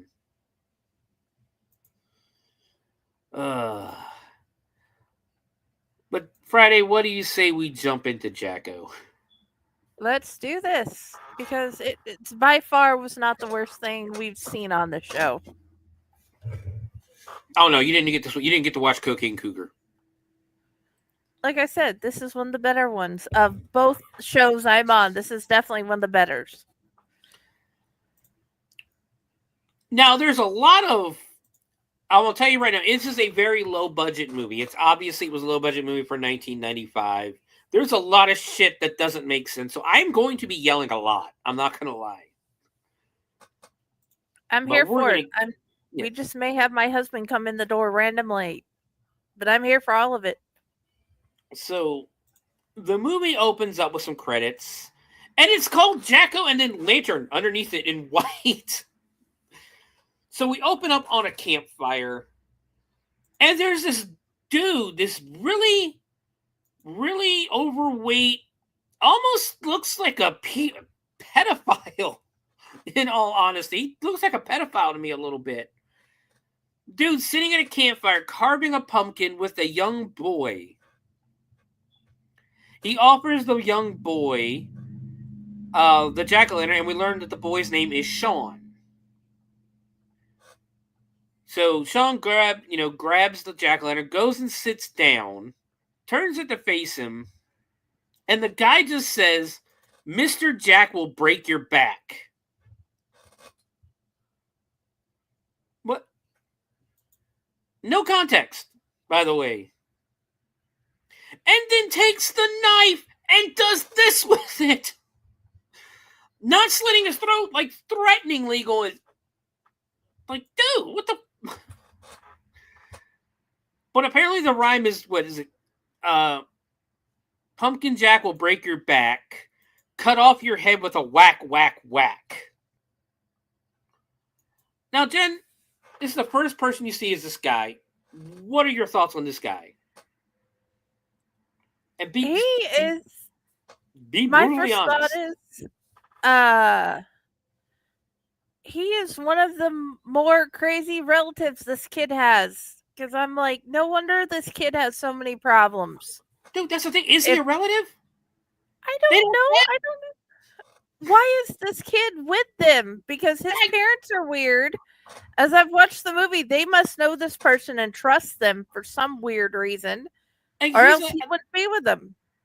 He's a neighbor, I think. They never say.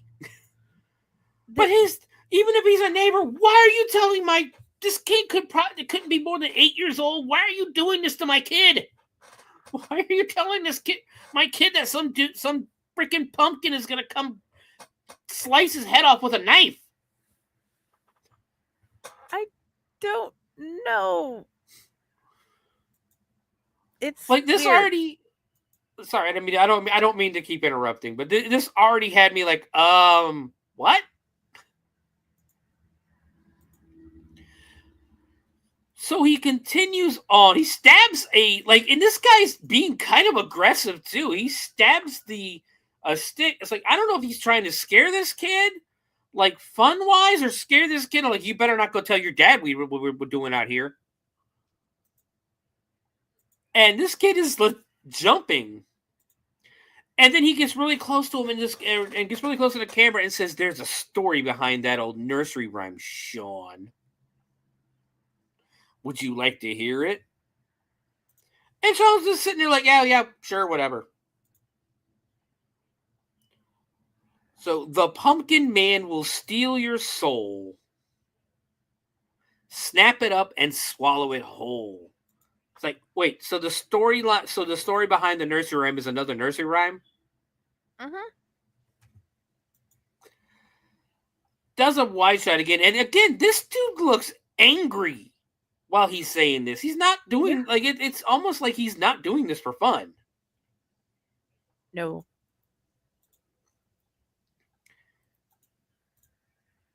And then as he's telling this rhyme, the pumpkin man will steal your eyes. This random woman just shows up behind a tree less than 15 feet from them that you would clearly see if you're sitting in the middle of the woods and you just happen to look to your right and go, "Hey, who's that chick?"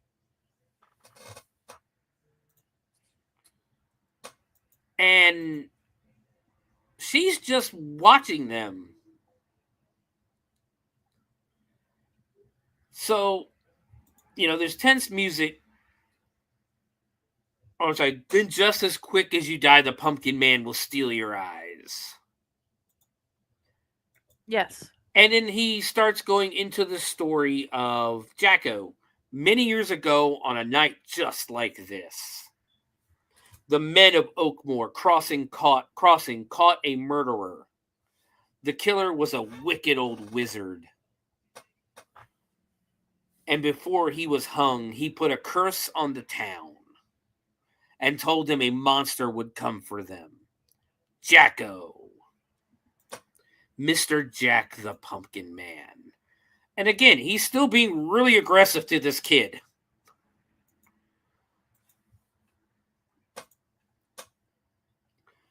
But he keeps going on. That Halloween, Jacko came back.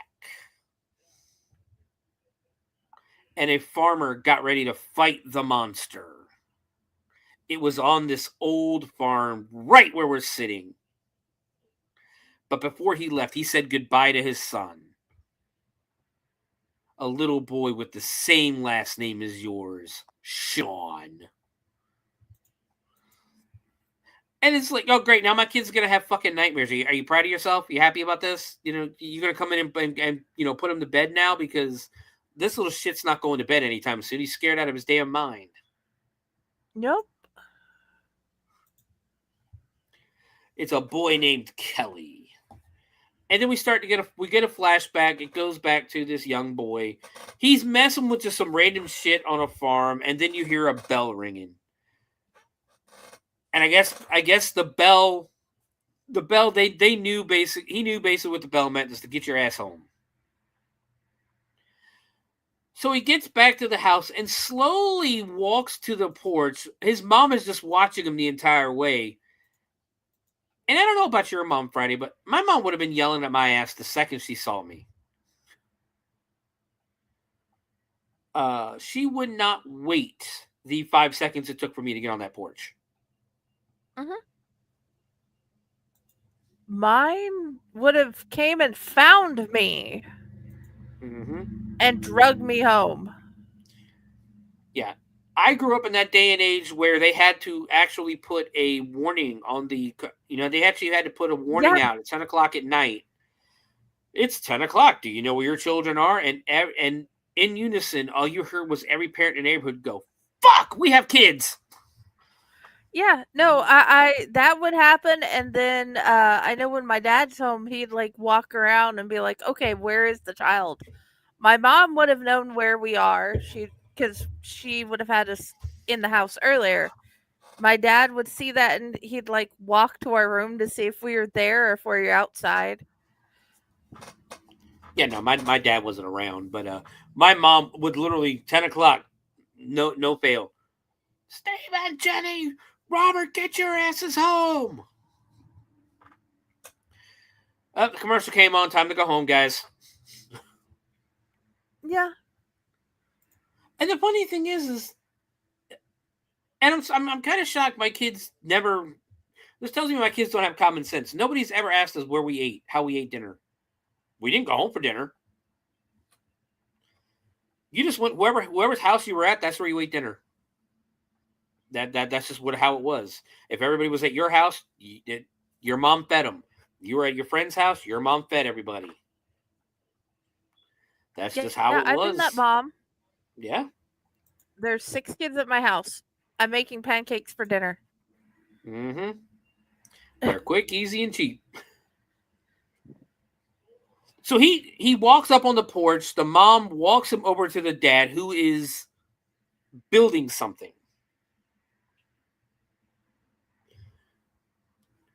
Turns out he's building a cross, by the way. And she walks the kid up on the porch. And the first thing the father says, Eunice, I told you to keep that boy away from here. And she's begging him not to go. And his response is, I got to, woman. So now we find out the whole reason she called the kid home, because she looks at her husband and goes, if you're not going to do it for me, do it for your son. It's like, oh, a guilt trip. And she tells him that she can't raise him without a father. And the kid just looks up and goes, are you going to die, Daddy? The father looks, yeah, if I can help it. But they just start talking about the Bible. He's cursed us all. Essentially, the dad is going to go fight Jacko.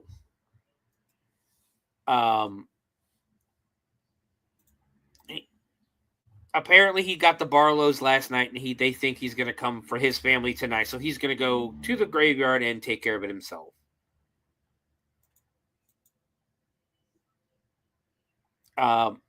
Needless to say, we don't get to see what happens, but Daddy doesn't come back.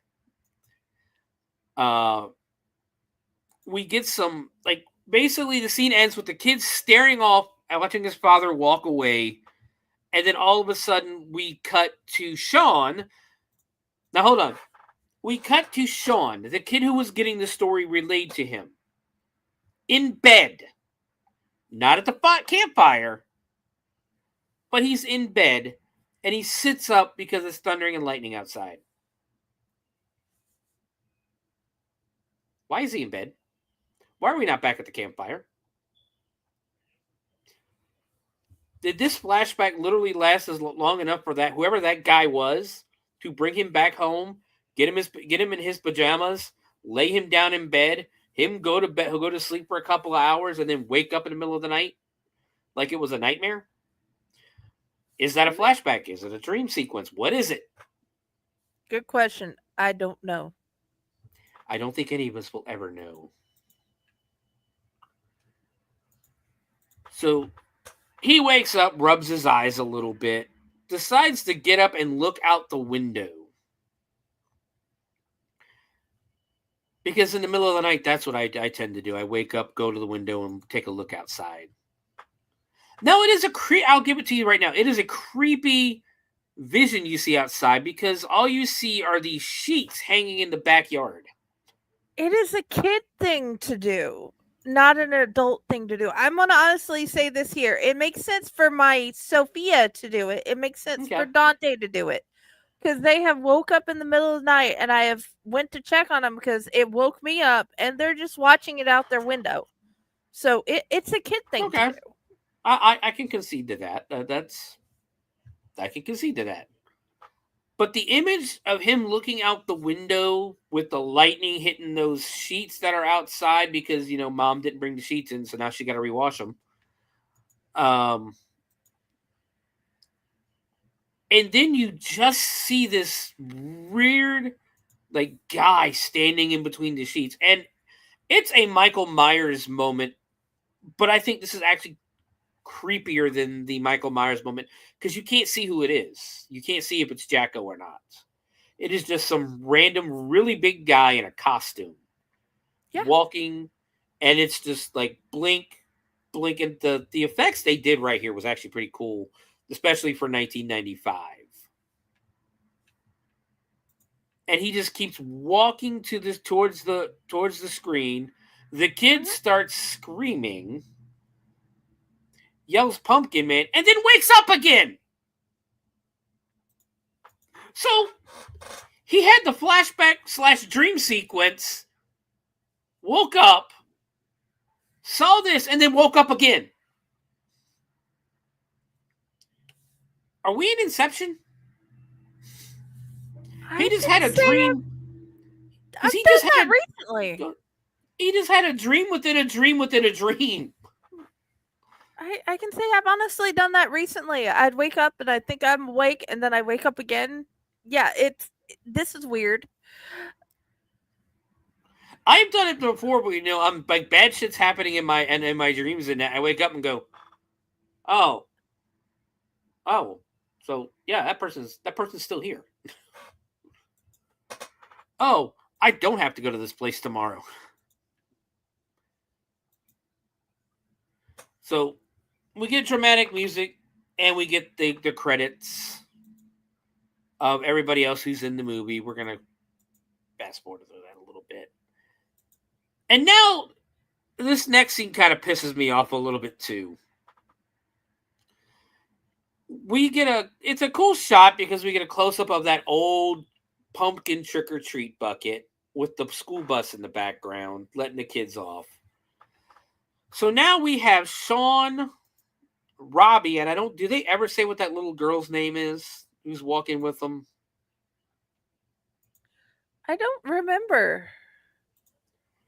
But they're just walking, home from school, and Robbie's talking about some roadkill or something, and Sean just looks and goes, "Oh, that's gross." So they stop at a pile of pumpkins, and Robbie just looks and goes, "Hey, I bet that's the head of Mr. Jack, the Pumpkin Man." I'm going to tell you right now, Robbie's a little dickhead. Yeah. Yes, he is. So the girl with him goes, "No, it's not." And he goes, "Is too. It's the pumpkin, and he's going to get you." Like he's trying to scare him, and it's really shitty. Mm-hmm. So they walk up a little further. He turns around and does the whole thing at him, and they both just stop and look like, "No, dude, you're kind of a bitch." And he starts with the "Mr. Jack will snap your spine, cut you in half with a scaly vine." Sean tells him to cut it out, but nobody wanted to tell Big Boy last night to cut it out. No, that is a question. And Sean tells Robbie that, "My dad says there is no Pumpkin Man." And Robbie Robbie makes a good point there. Go, "Well, how do you know he's not lying?" Touche. He probably didn't tell you about the witch either. "What witch?" The girl basically says, "Robbie said he saw a witch this morning. He's so full of..." Now, the girl looks and goes, "He's so full of it," but she meant shit. She meant to say that he's full of shit. Just as they're talking about it, a Ford, one of them old 1990s Ford, what do you call it, Escorts, comes around the corner, and it is the woman that Robbie says is a witch, and then we learn that it is the woman that we saw in the woods, standing just slightly over to the right. She watches the kids as they duck behind a bush because they're hiding from her. And she literally just sits there and stares. Now, her car is still supposed to be running, correct? Yes. She's just sitting in it. Do you remember the automatic seatbelts? When you open the door, it would come and or when you close your door, it would come and basically seatbelt yourself in. Yeah, I remember those. Did you go back and watch this and see that the seatbelt is up here? So that means the door is open. The car is not running. But she's just supposed to be sitting there with the door shut. Like, yeah, I know it's picky on my end, but come on. Robbie tells him that she's looking for Kizzy, and Sean's like, dude, she's just a lady. Robbie then picks up a bunch of rocks and said this is what they used to do to witches. They would throw rocks at them, tie them up, and burn them.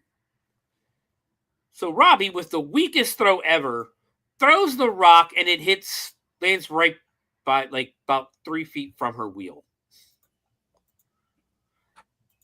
She turns and looks, because apparently she heard him say it. Now, this woman looks like a fucking witch. She looks like a normal person back then, but then again, people were known to be. We were known to have the witch at our house, so yeah.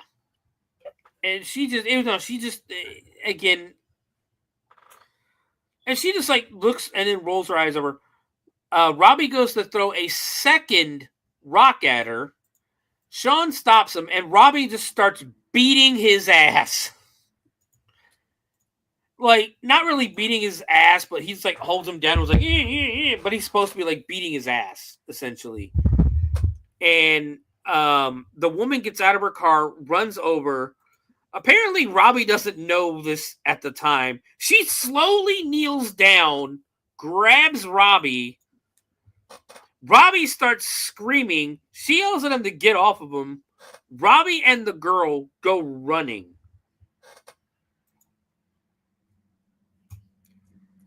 You know, in 2025, and I know this is a 30-year-old movie, there would be adults out there listening for the scream and seeing this woman manhandle a child that is not hers. She would be in jail. Well, yes. But this was then, and yeah. I mean, in 1995, though, even I can't say my mother would let somebody who I don't know or she doesn't know put their hands on me. Now, if it was one of the neighborhood moms, like, no, yeah, go ahead, beat his ass. My mom was one of the kindest, most beautiful ladies in the world, but also she was known how mean she could be. Mm-hmm. My mom was mean as shit. My mom would let the neighbor mom beat our ass. Then she'd beat our ass, and then we'd get to wait for my grandfather to get home, and he'd beat our ass. And my grandfather would beat our ass, not knowing why he's beating our ass. Luckily, that didn't happen often, but then again, my dad was a long-haul truck driver, but somehow my PE teacher had this habit of calling and telling my dad what the hell I did at school, and I'm like, oh, I did not know my new PE teacher was one of your people. Yes, I hit him. He deserved it. Well, and that's the thing I've told my kid, because my kid's been getting picked on at school. And the thing about my kid is he's bigger than all the other kids. And he's like, well, what happens if I get into a fight? I said, if you don't throw the first punch, nothing. You'll get suspended from school, but I'm not going to punish you. As long as you didn't throw the first one. No, but my grandfather was you throw the first and the last. I was bought ice cream before. But then again, he knew what the kid had normally done to me every single day. So, yeah.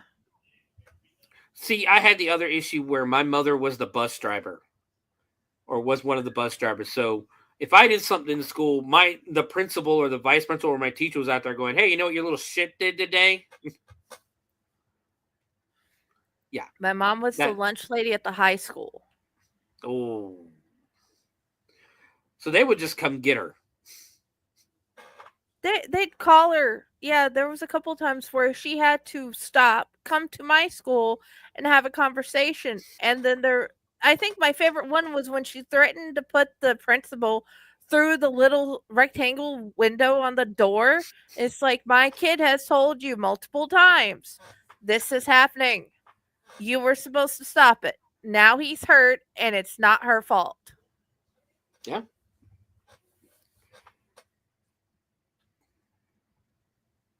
Sorry, I'm looking. I'm right here by the window, and my screen door is blowing in the wind for some reason. Oh, okay. I'm like, are you getting the thunders too? Because I'm getting the No, thunders. I think it's coming though because it's starting to get a little windy outside. Oh, okay. So we go, and now we're at Sean's house where, oh, I say we skipped ahead. So Sean, the woman makes sure that Sean's okay. For some reason, she already knows Sean's name because she asked him, "Are you Sean?" Yes. All right, that's Stranger Danger 101. No, I'm not Sean. Who are you? And she offers to drive him home. Again, in the 90s, that was a big thing, is you don't get into a fucking car with strangers. For starters, you're not even supposed to be talking to strangers. But she offers to drive him home. And he says, thankfully, he goes, "No, my dad really doesn't want me riding with strangers." "Okay, well, I'll just walk you home then." "Oh, yeah, sure. Come on, follow me." My mom would have lost her shit. If I didn't have the choice, I would have said, "Sorry, no choice. Help," when I got to the door. But then again, also people knew by the time if they knew us, they wouldn't come to the door. Yeah. Like I said, we were the known for the guy that was abnormally tall, 7.5 feet tall, and the witch. And I'm like, okay. So she walks the kid home. Dad is outside putting a sign up because he's getting ready to have a haunted house in his garage. Now, there is a perfectly good sidewalk. Again, I might be being picky here. Mm-hmm. These two are walking through people's yards. Not like just at the front. They're walking up near their porches to get home. Yeah, that one's confusing. And the dad stops what he's doing, looks and goes, "Huh, why is my kid walking with a strange woman?" Gets down, and basically he's more concerned with his clothes, with his kid's clothes. And the lady explains to the dad, "Well, he stopped a couple of kids from vandalizing my car, and then he got into a little bit of a fight." And then she lies to say he held his own. Guys, he didn't hold his own. He got his ass whooped. Mm-mm.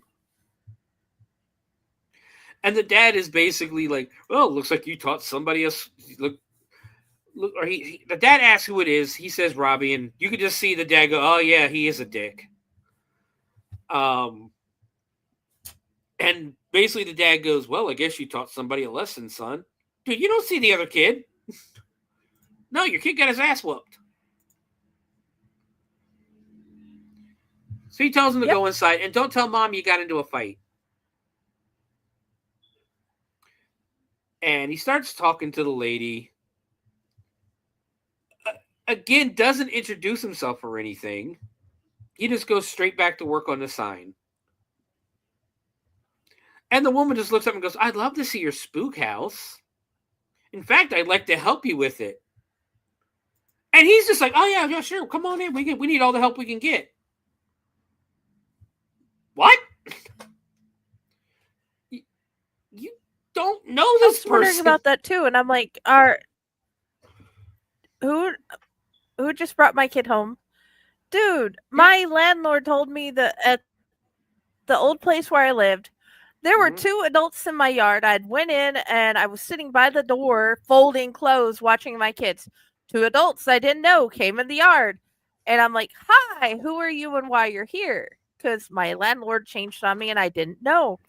And he was telling me he was looking at everybody's houses, trying to see what damages were and all that, and then he still didn't fix anything.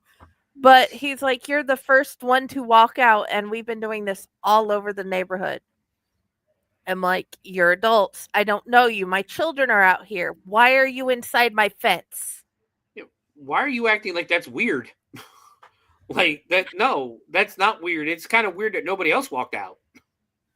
Yeah, But I was like I've said, confused. yeah, like I've said before, I'm the kind of person where like, why the fuck are you here? And to my brother, I don't like my brother coming over here, let alone people I don't know. I'm not that kind of person. I don't. You want to come out and hang out back? That's fine. You know, we'll sit in the backyard and that. But the second you want to come in the house, no, I don't think so. You go pee in that corner over there. So she volunteers that's to. also normal here. I said, Yeah, that's also normal here. Like, I don't know you, and they're like, okay, Yeah. I'll pee over there and then come back and talk. Yeah, it's like, you know, I understand you're a friend of mine, you're hanging out, but you're pissing over there. You're not going in the house. I don't like people in my house. I just don't. So she volunteers. Basically, we're back to that. You know, she volunteers to help, and he's just like, oh, I don't want to impose. You don't want to impose. You don't know who this person is. So we cut inside, and Sean has walked into his room, and for some reason, looks at his closet, and it's a graveyard. Like, his closet is the outdoors. There's a broken fence. There's fog. It's nighttime. And he just goes ahead and walks straight through the door into the forest or whatever this is. And just walks around. We go back outside to the dad. And he's just chit-chatting with this lady. You know, hey, what brings you to the city? And she's like, oh, I'm researching for a book on my great-great-grandfather. Actually, I was hoping to get some perspective from you, because it seems your family was connected to ours many years ago. And again, I'm turning around going, and who the fuck are you? Like, again, it might just be me. I don't know. It's just really, really weird. You knew who my son was all of a sudden. That you could bring, you know, just walk him home. Granted, the kid knows where he lives. But, yeah, this is just getting really, really weird.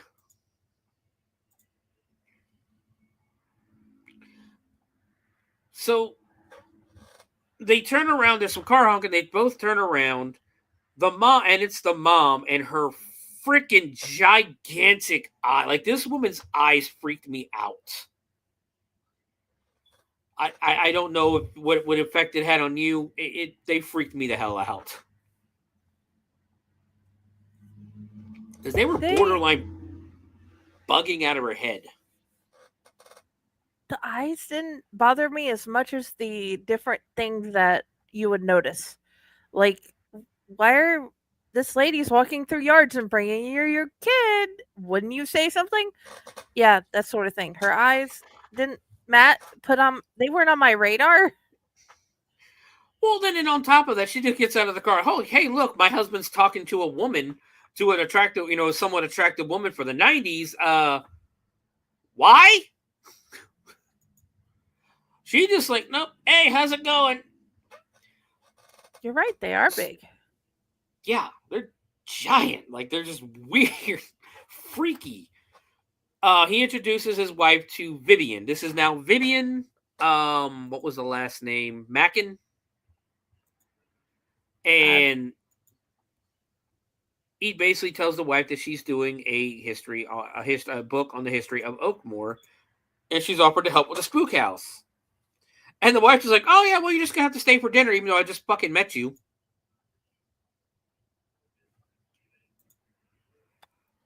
So, back inside, the kid is walking through the forest again, and he happens upon a guy in a black cloak, an old man in a black cloak. And the kid sees him and just starts running away, and you get a voiceover of "My will is much stronger than yours." And the funny thing, it's almost in the voice of fucking Palpatine. This is the Emperor from Star Wars doing this voice almost. So inside the house, Vivian is walking around, just looking around. Cut back to the closet, I guess. Sean is walking around on the Kelly farm now, and he's approaching the barn.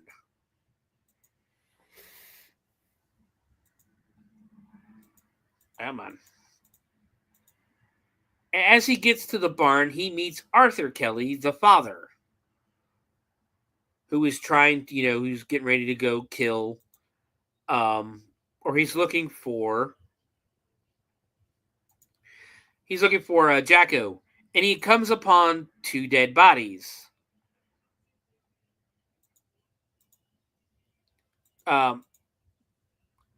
Arthur bends down to check on the bodies. He looks around to see who did this. Cut back to Sean, who walks in, and again, it's like flash, and he's moving around until it cuts over to the dead bodies, who are now standing going, "Help us, Sean. Please help us." And the kid drops like a damn sack of rocks. He just passes out. Cut back to where the zombies were a minute ago, and now it's Jacko standing over him, reaching. You get a couple of shots of this until finally Vivian, who is now in the kid's room, and just yanks him up. Yeah. Just yanks him up off the... Was he on the bed? Was he on the floor? But just yanks him up, and he's like, "I just had a bad dream." Yeah. And not only that, she's got him in a grip around the shoulders, like just snatching this kid. And do we got to remind you again, this is not her child. She doesn't know this kid. She just met this kid. She just met this kid's parents, and she's grabbing this little shit. Yeah. It's like, what the hell? And pinches his cheek and looks at it. This kind of irritated me too, because the line was, "Hey, by the way, your dad says your favorite TV show is on. You should come out and watch it." Why don't you just name a show? Yeah, but why do that? Yeah, why do that generic line? So Sean walks out, and she looks around again, kind of menacingly. He walks into the living room. The mom gives him a hug, and she's like, "Are you okay?" And now Vivian pops up and goes behind him and goes, "Well, you had a bad dream." How the fuck do you know? Well, I was in his bedroom and I snatched his ass out of it. We don't know you. Why are you in my kid's bedroom?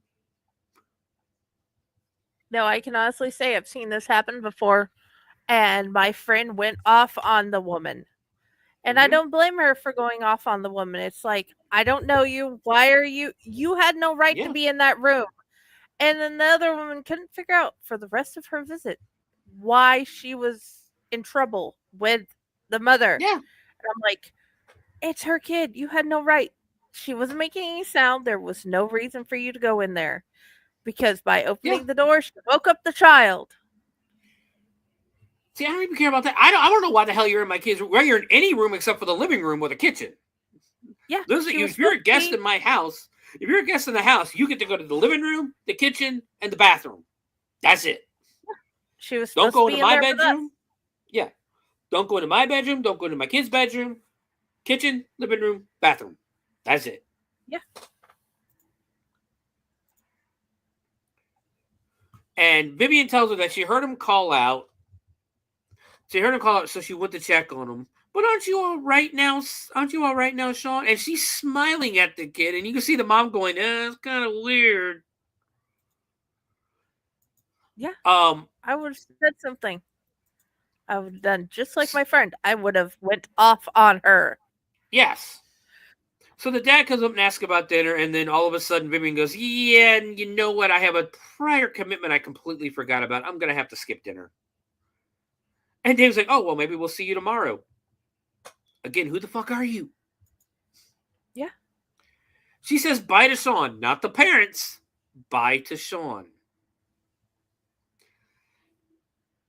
So we cut outside. There's a pickup truck driving around. It parks just random in a random field, and we get two guys and a girl getting out with a case of beer. We're going to call them Red Flannel and Overcoat, the two guys, just because until we get their names, I can't remember their names off the top. Oh, you know what? Brent. Red Flannel is Brent. And he's upset because where they are is supposed to be where the old Oakmore Cemetery was. The girl just climbs on the hood of the truck and just grabs a beer. Overcoat decides, it's not, is it really that big of a deal? And Brent wants to go look. So he goes off. Overcoat just doesn't really want it. He wants to stay at the truck and drink beer. So the girl grabs the case of beer and walks on. And now Overcoat has to go with them. So they're just slowly walking through the woods, trying to find the cemetery. Brent puts his arms around the girl and tells her that this used to be the Kelly farm, and there's a burial plot out here somewhere. And we're going to find out where they buried the dead. And she laughs at him and says, this is the suburbs. There are dead people in the suburbs. And Overcoat basically says the brain dead. And apparently they moved the bodies when they built the houses. And Overcoat looks at her and is basically a pervert, in all honesty. He looks at her and goes, Shannon, I can move your body. Wasn't your friend just holding her a minute ago with his arm around her? Again, I might be being picky, but that's kind of weird. Yeah. Kind of strange. She throws the beer at him. He turns and looks and goes, wait a minute, that had beer in it. And goes after the beer. Ignoring the fact that they still have the entire case of beer with them. Like, why are you going chasing that beer? So by the time he finds it, it's poured out or whatever, it's spilled out. But then he notices the gate and ends up finding one of the tombstones for the Kelly family. This one was a plot device to move it along to where they found it. Yeah, there's really was no point for there's a lot of characters in this movie that there's no point for, but I don't mind it. I'm definitely one of them people. Yeah, invite and please just introduce people to the movie to just to fucking die. Okay. Yeah. I am perfectly fine with this. This is why a lot of people give Jason X a bad name. I like Jason X. Mm-hmm. So they get over there. Overcoat's pretending to be dead, and he pulls up to tries to scare him, but it doesn't work, and starts, points out and shows them that he found the cemetery. He found the tombs. So Shannon goes looking for more tombs. He's laying on the ground drinking beer, and then we cut back to the Kelly household, where Sean is watching his favorite TV show, Dr. Cadavers. It's a horror TV show host. I know that, named Dr. Cadaver. I can't remember what the show was called. Oh, Dr. Cadaver's Asylum of Horrors. And he's watching this right as the movie's about to start. Dad's like, yeah, you know what? We're going to go ahead and not watch this. It's time for bed anyways.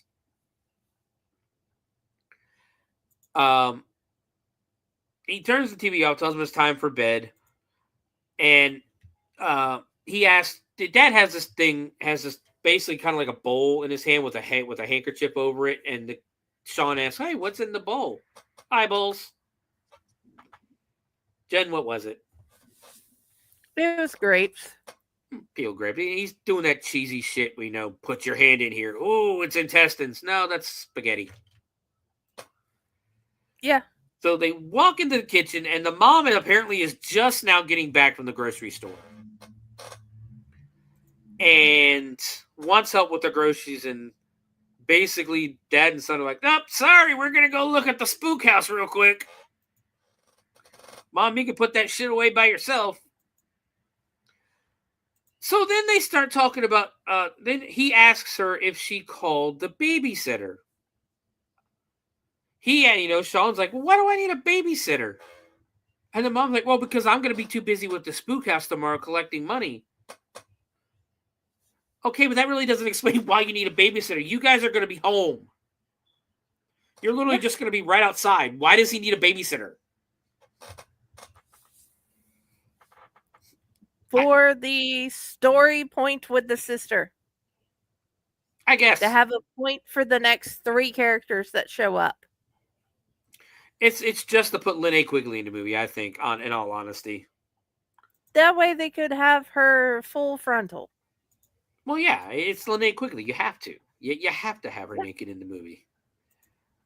So we cut to Shannon, who's now walking around by herself, and she calls both of the guys to come to her, and she's found something. What she's found is a wooden cross buried in the ground. The guys walk up thinking how cool it is. Overcoat, again, I don't think they've said his name yet, tries to pull the cross out of the ground. Now, even not in a horror movie, that is a bad fucking idea. That is not okay to do. Brent stops him and basically says, and the Overcoat asks, "What, are you afraid of ghosts?" He goes, "No. How about some respect for the dead? Don't take, a cross out of the damn ground." Shannon's obviously getting a little nervous. She wants to go somewhere else. Her and Overcoat walk away while Brent keeps staring at the cross and the tomb that says Arthur Kelly. Now, at the base of Arthur Kelly's tombstone is a scythe. It's an old scythe. Yes. That Brent, who just yelled at the other guy for trying to take something off a grave, bends over and picks up and decides to take with him.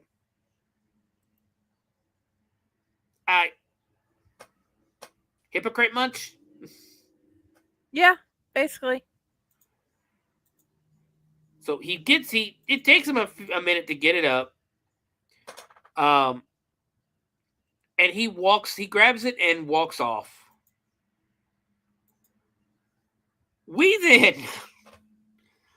So at 23 minutes and 10 seconds, we then immediately just cut to Linnea Quigley in a shower. No backstory, nothing. It's just, hey, look at this brand new character. Oh, by the way, she is naked in the shower. And this is a long shower scene, too, on top of that. She's got soap. She's rubbing it all up and down. Like, it's like you go from, hey, he just found this scythe on this tombstone to, hey, here's some tits. And she's just, and it's funny because I always make a point to notice this. She's not getting her hair wet. It is just full nudity. Not as neat, not as bad as not as full naked, full frontal or anything, but you're seeing a lot.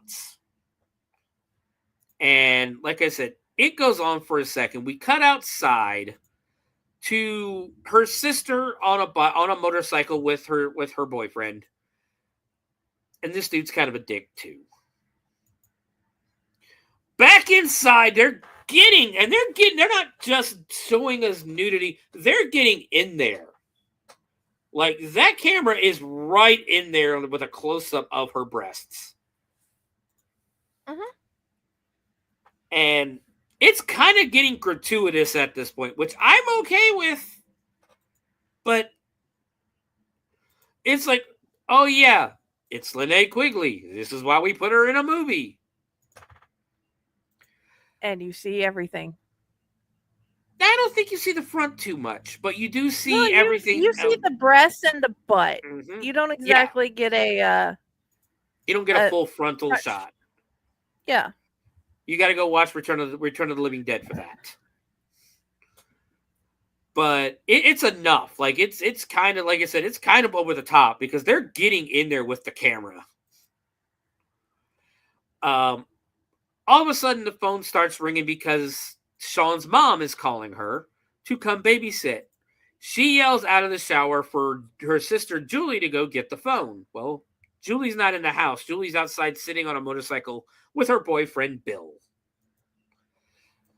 She gets mad, jumps out of the shower with a towel on, jumps onto the bed, answers the phone, kind of rudely on top of that.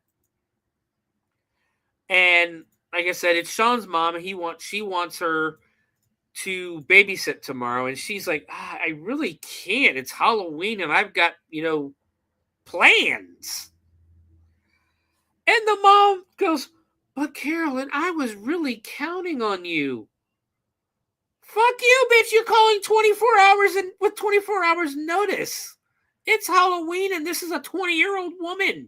Of course, she's got a party to go to.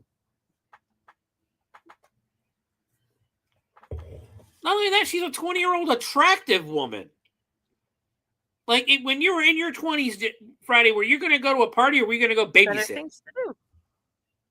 Exactly, especially if you go give me 24 fucking hours notice. Don't you try to guilt me into this. Yeah, I tried to find anywhere to be but with the small people. Yes. And she's like, well, how am I going to find somebody else to babysit on Halloween? That ain't my problem! That's a you problem. That ain't my problem. You waited till the night before to call. Hold on. You not only that, you waited till the night before just for someone to come babysit your kid while you're standing in the garage. Yeah, it's one of those. The idea makes no sense. And the why are you waiting until today? This is something you should have done beforehand. Yeah. You knew you were doing this. Yeah, this is something you decided at the beginning of the month, so why you should have called 30 days in advance. Now, if you just want somebody to take your kid trick-or-treating, okay, fine. We'll be back by 8. I can get to my party by 10. That's one thing. But you're talking about staying in the house while you're standing 10 feet away from us. Why do you even need a babysitter? So she decides she's going to bring her sister with her and show her the ropes until it's time for her to go to her party.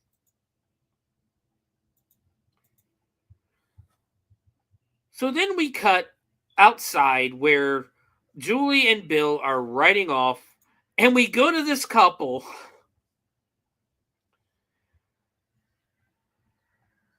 What are your thoughts on this couple? Say what? Sorry, my internet dropped for a second. The couple, the waspy conservative couple. My thoughts is they do not make any sense whatsoever. There's no point for the movie, but they do bring some comedic value to it because they are funny as shit. Yeah. They are the over-the-top, what you would think conservatives in a comedy sense would be, in all honesty. Mm-hmm. Like, they're watching a Rush Limbaugh style show. The wife is looking out the window. Apparently on top of that, apparently this guy is the local grocer. He owns the grocery store in town. The wife is looking out the window, like being that nosy. Remember, what was that old show? I can't remember what show it was. I think it was I Dream of Jeannie?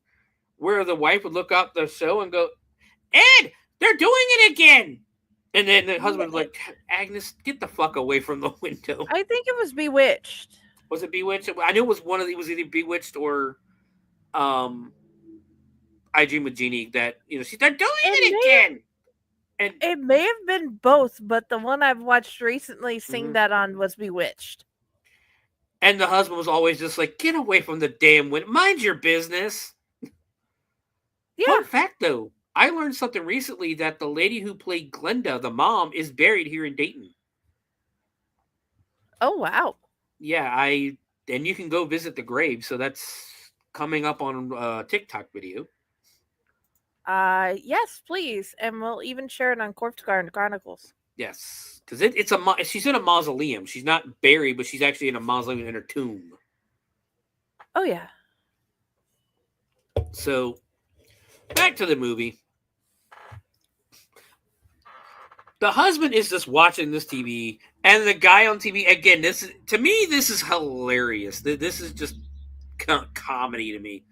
I am sick and tired of real Americans having to apologize for not being homeless, disabled, or a minority. I don't know anybody in the world who wants you to apologize for being a minority, but that's just, like I said, it comes down to comedic value. Like it's the funny version of what you would think a conservative would be, you know.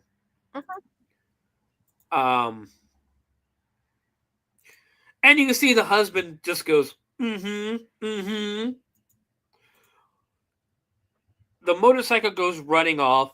There's a bunch of trash in the yard, and the wife just goes, "Oh, pure white trash." Carolyn Miller moves in across the street, and our property values plummet. And the husband just goes, "She's a divorced woman, Amanda. Simple as that. We're lucky she doesn't have children."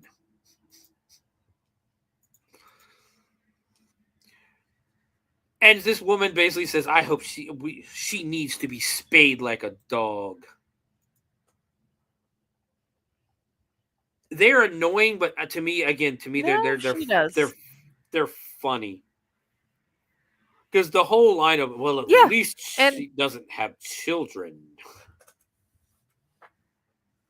Well, go ahead, Jen. I'm sorry. If she wants to be spayed, sorry, I agree wholeheartedly. But also, if she wants to be spayed, yeah, sure, let her be spayed. I wanted to be. It was hard to get to be able to do that. But on the other hand, her opinion does not matter about her neighbors and or if existent children. Yeah, that's where the comedy comes in because it's just funny that anybody would think that, you know. And they get worse, guys. They get worse in the movie. Oh yeah. But it's one of those things. It's like the bad guy in wrestling. The whole point of this person is you want to see them get their comeuppance, and they get their comeuppance. So we cut to now Vivian driving her Ford Escort into the woods as she finds the truck that the three partiers came in. Now, she just walks up and starts looking inside the truck. More and more, this woman is being very nosy. We cut back to the Kelly's house, and Sean is going to bed, and the dad is putting him under. And Sean asks his dad if monsters are real. And the dad goes, "Well, monsters can be fun, like on the Dr. Cadaver show or at Halloween. But there aren't any real ones. What about Mr. Jack?" And the dad's like, "Who? Mr. Jack will break your back. Cut your head off with a whack, whack, whack." And again, at this point, I'm like, who the fuck told you that? Who told you that rhyme? Oh, fat ass down the street? Okay, I'm going to go talk to him real quick. First of all, I wonder why you're alone with my son. Second of all, again, weirdness. And again, now, guys, I'm somebody who grew up in the 90s. This was not okay in the 90s either. Just saying. No. And the dad basically says, it's an old nursery rhyme. Grandma used to tell me to keep me from getting into trouble. And the kid's like, "Oh, you used to get in trouble?" "Yep, but I'm not telling you those stories." Dad kisses the kid goodnight and he goes to sleep. We cut into the woods, and now Shannon starts kissing the guy in the overcoat. And she just looks and goes, "Well, I guess it wasn't that bad."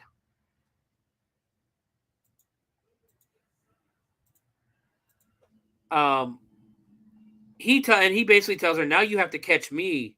And she's like, "Oh, God damn it." He goes running, and we learn the guy's name is Paul. Cut to Brent, who still is trying to get that. He finally gets that scythe up. Paul goes diving at the cross and pulls it out. Of course, now there's thunder booming, lightning flashing. Sean is now, we'll go back to Sean, and he's having a flashback again of Arthur in the graveyard with the scythe and the cross. Cut back to Sean, we cut back, and Pumpkin Man is slicing, basically using his hands to slice and stab at Arthur. Arthur shows him the cross. Pumpkin Man does like this thing, oh no, a cross. Pumpkin Man goes charging back at Arthur. Arthur swings the scythe, and Pumpkin Man is no more. Cut back to Sean, who is now walking in the forest as Arthur is grabbing the scythe. Then we cut to the priest or the wizard in the middle of the woods. Now, I'll give it to him. This makes sense. There is a circle of salt around the wizard. I don't know if you noticed that or not, Friday. But there is a circle of salt around him, which is very big in witchcraft, of course. And the mom and the dad are... protection circle. Yes. And the mom and dad are knelt down in front of him. But I think this is actually more like a pentagram, honestly, from the looks of it. And Sean, walks up because mom and dad are sitting there in front of the wizard. The wizard looks up and sees Sean. And now, the wizard never talks. That's the thing. Like, all the words come out of his mind. And he smiles and looks at the couple and says, I am the judge of the hill. Not everyone is lucky enough to get my special attention.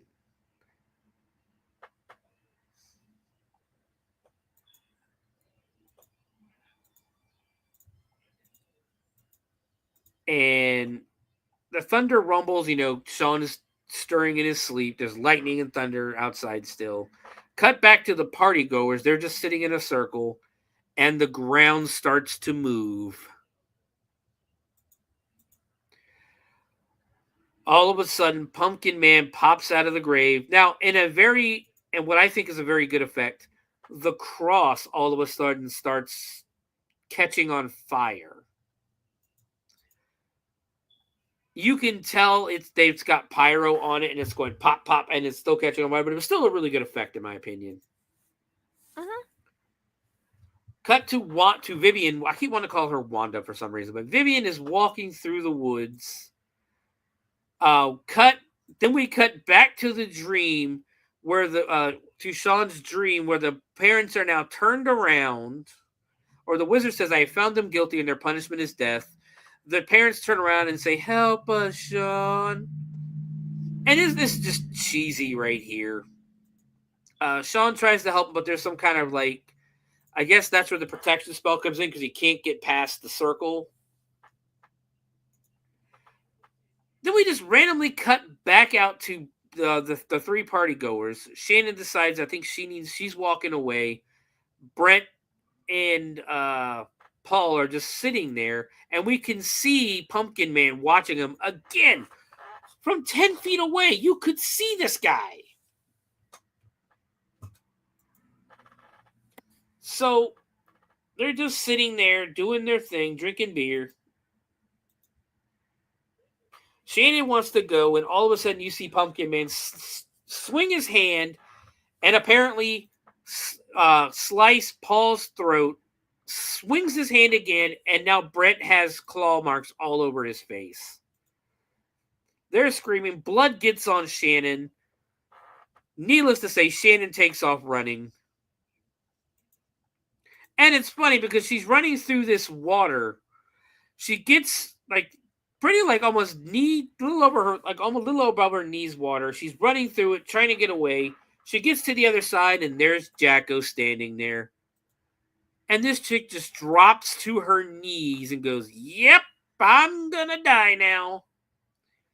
She's screaming no. The Pumpkin Man grabs the scythe, slits her throat with it. Blood starts gushing. Cut back to Sean, who yells, no, and wakes up. It is still thundering and lightning outside, so Sean gets up and goes to check the window again, but this time sees a couple of flashes of Pumpkin Man in the window, wakes up again, and he's just sitting there scared and out of breath. Cut back to Vivian, who walks up on the dead bodies of Paul and Brent and essentially just goes, mm-mm. Like, bitch, they just died. Show some respect.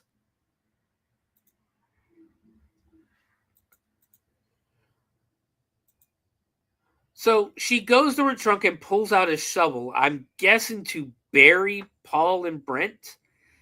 And then again, we cut over and there's Pumpkin Man watching her from where she could clearly see him. So we get the emergence of Pumpkin Man now. Jen, what are your thoughts so far? Why hasn't anything been reported? Why is she still there trying to bury people? And why is this kid seeing everything? And why is he not telling anybody? Yeah, why is he not telling anybody he's seeing any of this? Because some of this stuff is way too adult for a child his age to see. Yeah. But then again, with his parents, would they even listen? I don't think so. I don't know if they would or not. They are kind of weird parents. I think the lady, the one, what's her name that they were calling a witch, would probably listen. But the rest of them, yeah, Vivian, would. But it's like, what and why? There's a whole lot of whys. Yes. So we cut to the next day, and Bill, I have never seen 3 people on a motorcycle before. But Bill has both sisters on the back of his motorcycle coming over to so that I can't remember their names now. I know one's Julie. Carolyn can introduce Julie to Sean. Carolyn starts messing around with Sean. Julie just starts making out with her boyfriend on the motorcycle. And Carolyn just goes over and starts flirting with the dad. And I mean, she's giving him the fuck me eyes, the big smile, everything.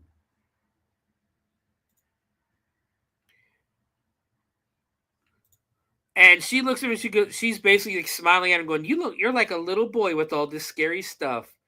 And you can see him getting uncomfortable, like, well, I guess it keeps me young. And she just goes, I like little boys.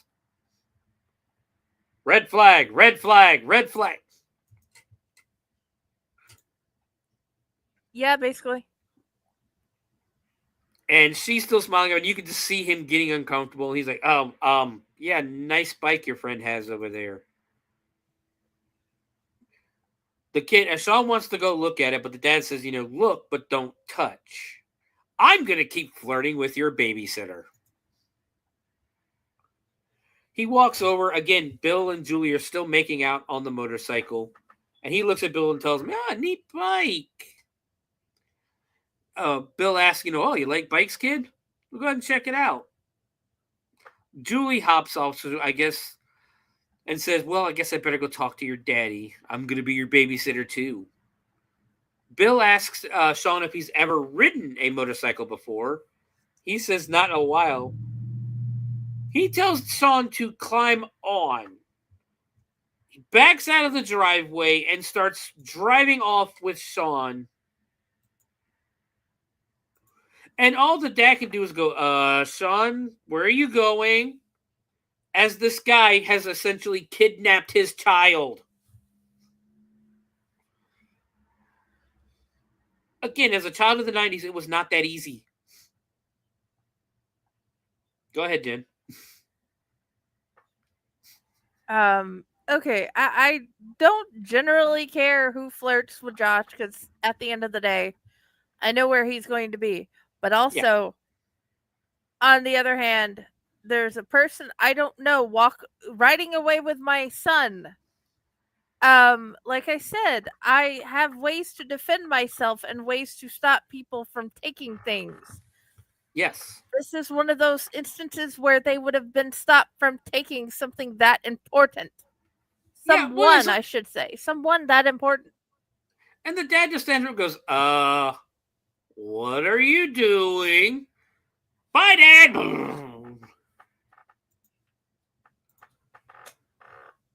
Yeah, he's back. Basically, he had plenty of time to go grab him off that bike, too. And Julie just goes, oh, don't worry about it. Bill's a great driver.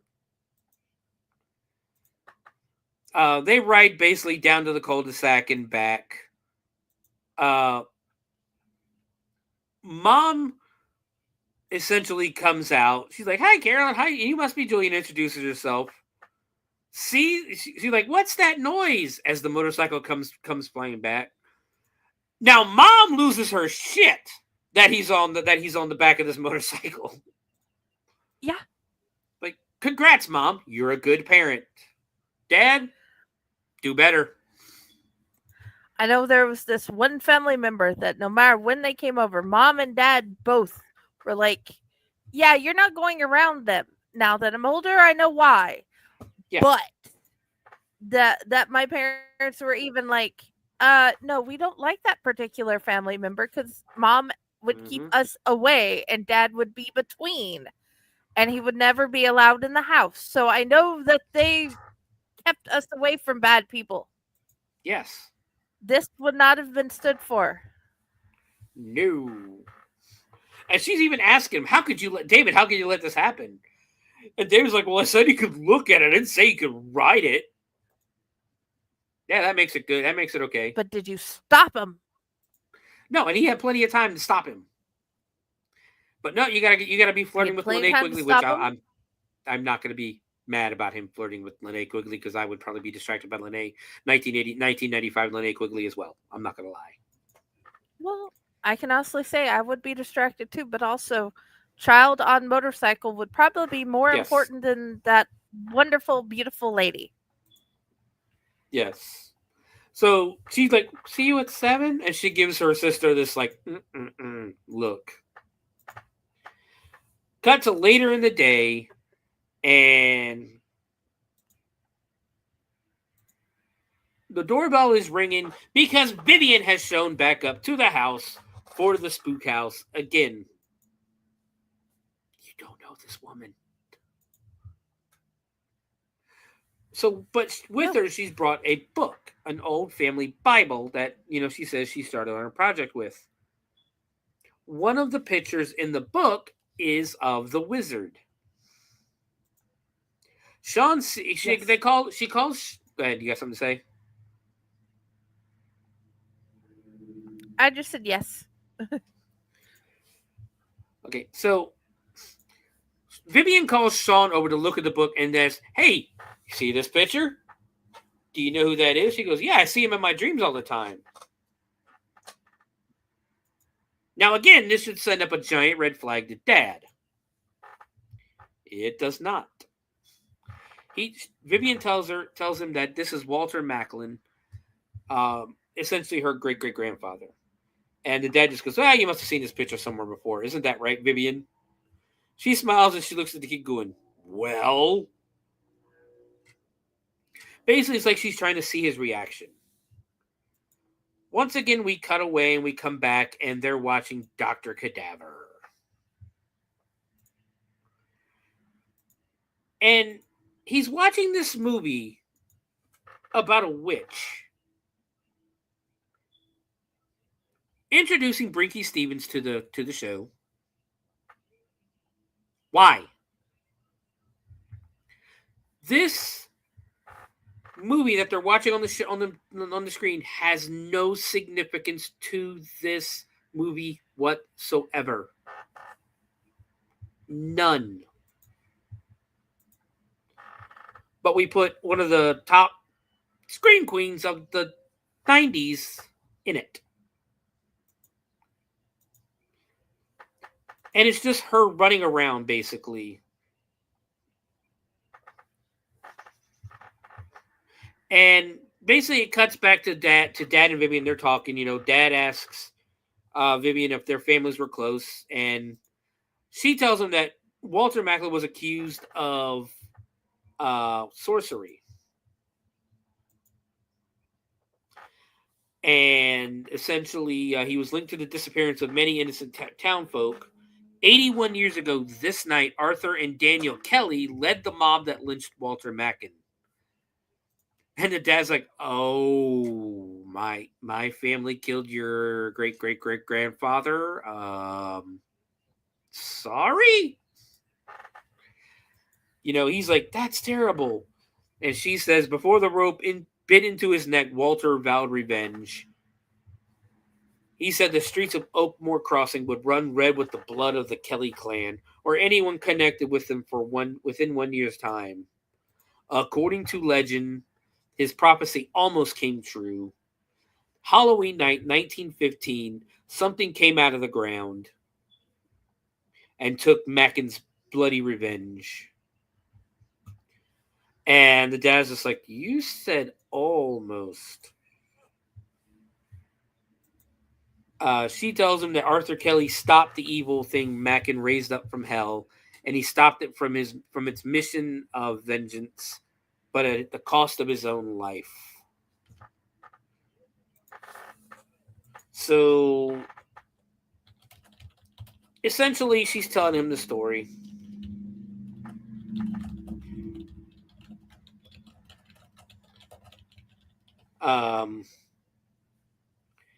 And essentially, he's like, I am so sorry my family did that to your family. And they're just basically sitting on the couch pretty close to each other too, with his wife sitting like 6 or 7 feet away. And she basically says, well, I don't know how much I listen, but I'm just trying to separate. The answer to your thing is I keep going out. Mm-hmm. You keep going out like on the feed or? Yeah, I keep, I'm going to need to do a reset. So how about we do a commercial and then come back? Yeah, that's what we'll do. We're going to do a commercial break real quick. So Jen can reset and we'll come back for Jacko. Back in a moment.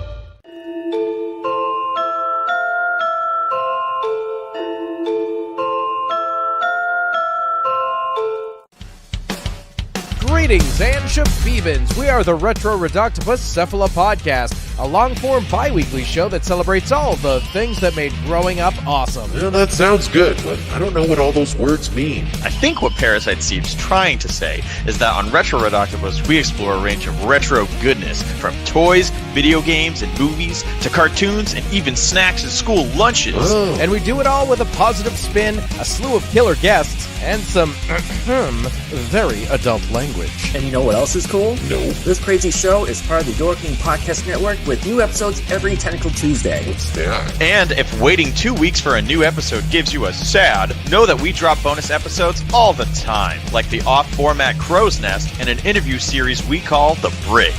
You can listen to Retro Reductibus on Apple Podcasts, Spotify, Stitcher, or any app that's cool enough to carry the only show that celebrates all the things that make growing up awesome.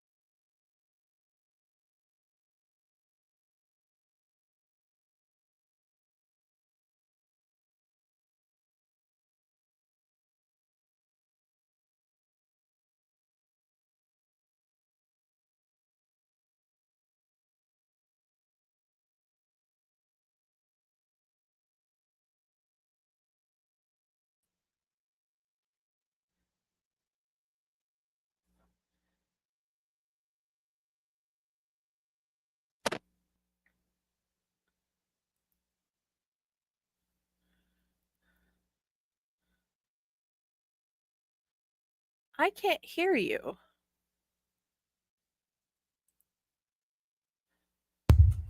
My microphone was off. Oh. I don't know about why. that. No, not your fault. I'm glad you said it because I had started the movie again. Sorry, everything was crashing. I could not hear half of what you said before I came back, and I'm like, I probably need to reset. Yeah. So that time it actually did the static and the thing that Raz did when it come back from ad break. It was kind of weird. I don't know. It's all weird lately. As I was saying, we're basically back in the movie. The dad and Vivian are still sitting on the couch, kind of creepily close to each other. And they're talking about how the Kellys ancestors lynched Walter Mackin. And essentially Vivian's like, don't worry about it. Most of it's legend. Time heals all wounds. Sean, being the kid that he is, goes, hey, could y'all shut the fuck up back there? I can't hear the movie. He doesn't say that, but he goes, he goes, be quiet. I can't hear the movie.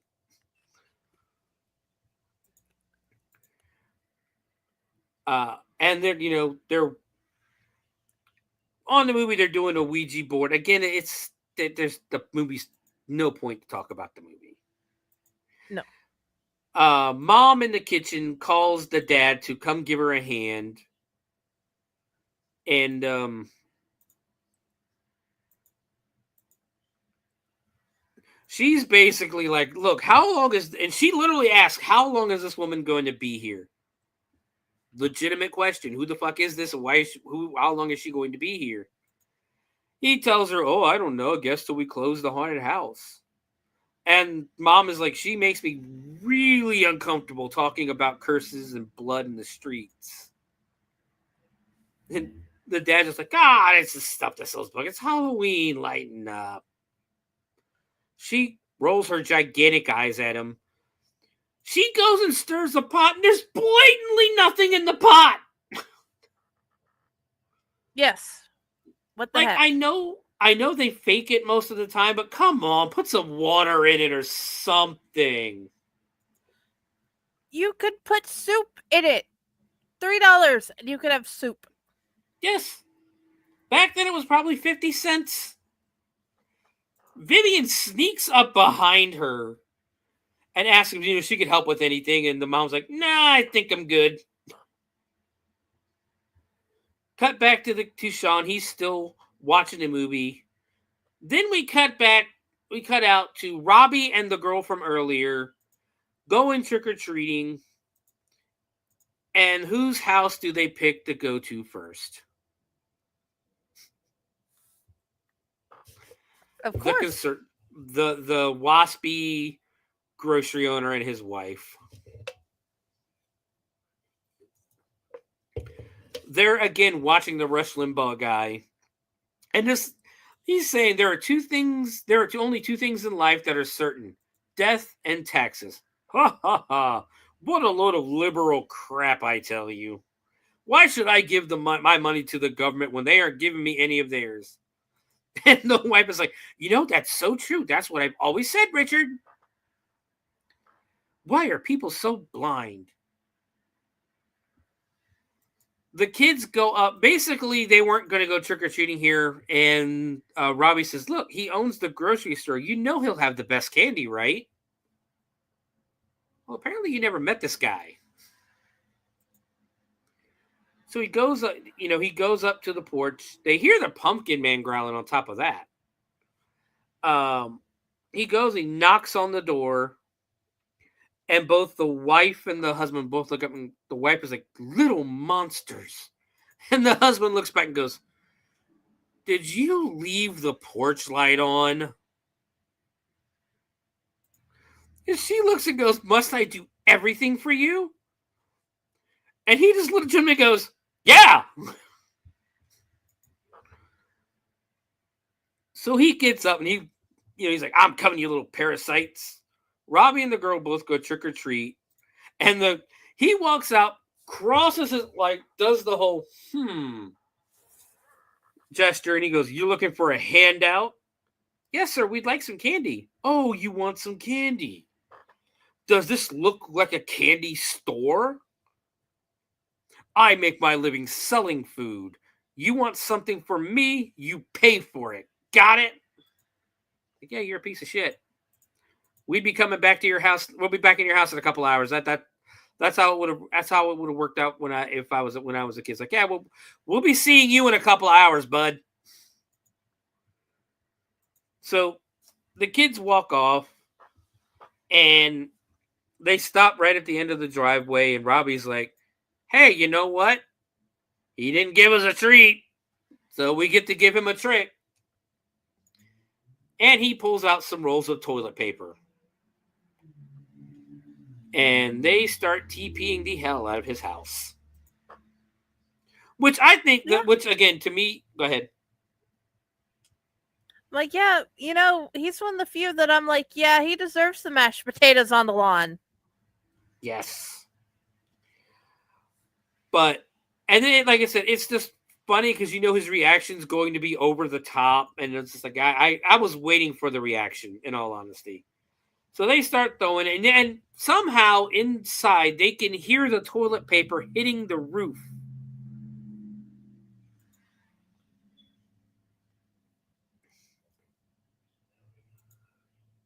So they hear it, and he gets pissed. That's it! And he gets up to go yell at the kids. Robbie and the girl run away, and he goes outside, sees the toilet paper hanging from his house, and he starts yelling, I know you!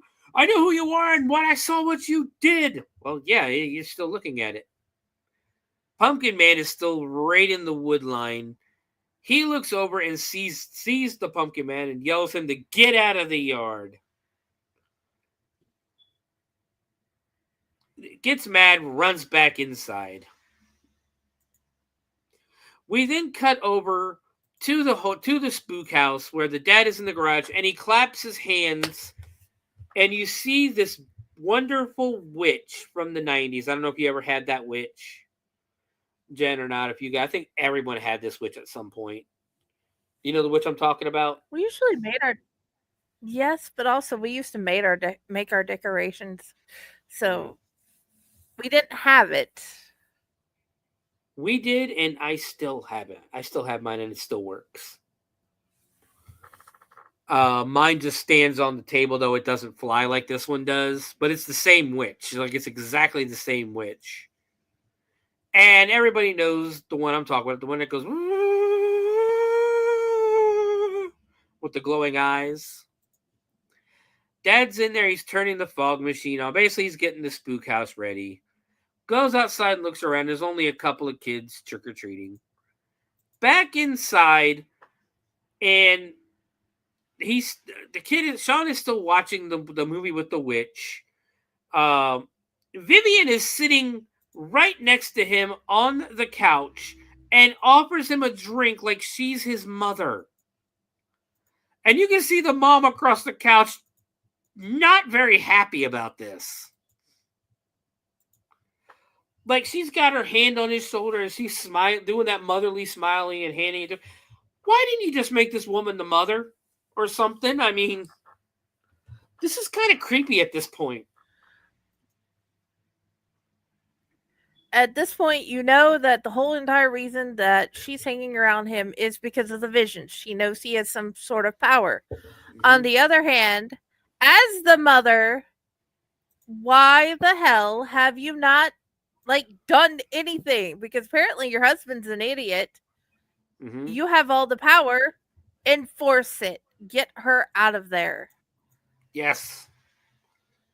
So, but she's still just staring, watching the movie with the kids and that. We cut back outside to Pumpkin Man just stalking a couple of other trick-or-treaters. Back to the spook house, and people are starting to line up. The door knocks. Now, here's the funny thing. They come back to it, and Vivian and the mom are sitting right next to each other like best friends on the couch now. Somebody rings the doorbell, and the first trick-or-treaters are there. She grabs the bowl of candy. Everybody goes running, except for Vivian, who's still sitting her ass on the couch. Dad goes to open the door, and apparently the door fucking sticks. So he's pulling, he's jiggling the handle. The door opens, and it's Carolyn and Julie, who Julie looks so happy to be there. They come in, basically apologize for being late because the boyfriend Julie and the boyfriend wanted to get a game of pool in. They basically ask Julie or Carolyn if she minds taking the kid trick-or-treating, which again is the only reason they would ever need a babysitter, is to take the kid trick-or-treating while they work the haunted house. After that, no. Fuck off. Go to your party. Go do what you want to do. We're 10 feet away. If we can't manage to watch our kid from 10 feet away, we don't need a kid. We shouldn't have a kid.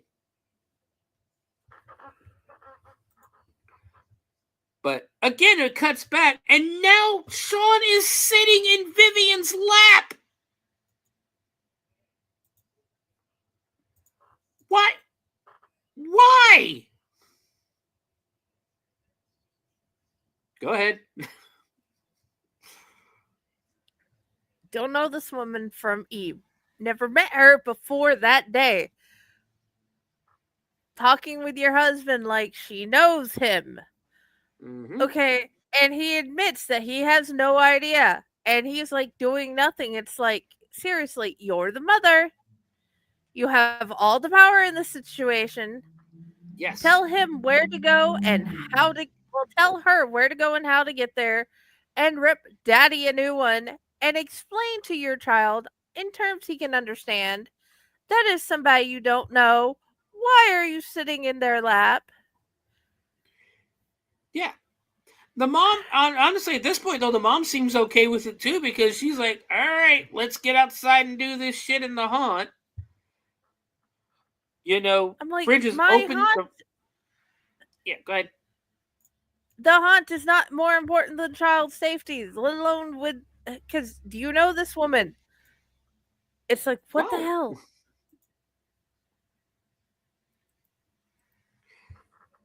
Carolyn called, basically they go out to the adults go out to the haunt.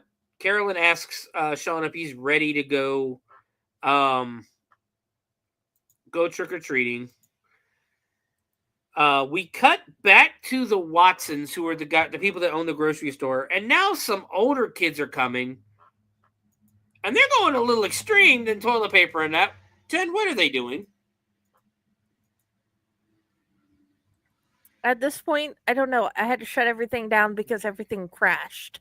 I don't remember what they did in the scene. I'm sorry. They steal the hubcap. They pop the hubcap off of the Watson's car. Oh. Like at first I thought, I'm like, yes, go ahead, flatten that tire. Slit the tire. Do what you got to do. This guy's a dick. No, they're taking his hubcap off. Inside him. Go ahead. That dude. Seriously, what the hell? What? With the hubcap or the Watsons? With the whole entire movie at this point. It's kind of weird, but we're cutting inside to the Watsons, who are eating TV dinners, watching their guy, and he's sitting there like, "Oh, love all your neighbors, of course, love your neighbors if they're real Americans, but if they're bleeding heart liberals, they don't deserve to live. They don't deserve to breathe your air that you could be breathing." What the fuck? Like, no wonder. What the hell? But he goes, just think they could be stealing your, and then then the TV goes to static. The Watson, the guy gets upset and looks at his wife and goes, the antenna must be down. So he gets down and just starts fucking with the television. They get the kids outside get the hubcap off and fling it against the tree and go running. He goes outside. He goes look around outside, knowing that someone's playing a prank on him again. Looks around, doesn't see anything. Inside, the wife, we do see Pumpkin Man walk stomping around. He walks outside, looks at his car, and sees the hubcap is missing. Meanwhile, inside, the wife is making more toast, I guess, to go with their dinner. As she's getting ready to put the toast in the toaster, she slips on a rug that every single fucking person had in the 90s. It's that like Afghan style rug almost with different colors, and you know the rug I'm talking about if you see it. She kind of slips on a little bit, and she goes, "Damn rug!" Goes to put the toast in the toaster, and apparently the toaster shocks her. Well, she had a utensil in her hand. No. Hold on. We're not there yet. We're not there yet. We're not that yet? Okay, we haven't got there yet. Sorry. This is the first part. He goes fine and sorry, go ahead. Do you have something to say? Sorry, I'm like, oh, okay. Sorry. Yeah, we're not there yet. We'll be because there I'm soon. sorry, her death is one of the funniest in the movie, in all honesty. Oh yeah. So he's pissed. He's like, "I'm gonna find you," and because he finds the hubcap, he says, "I'm gonna find you, and I'll make your parents pay." He looks around and he sees and Pumpkin Man has appeared behind him, and he looks at him and goes, "Aren't you a little big for trick or treating, bucko?"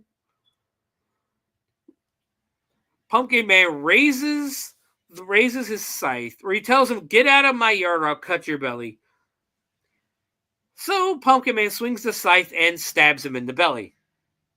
Inside the house, the wife has made the toast, buttered it, and now she's cutting it into some weird slices. Back outside, the husband is making this weird face as he's essentially dying. He spits up blood, falls to the ground. This dickhead is dead.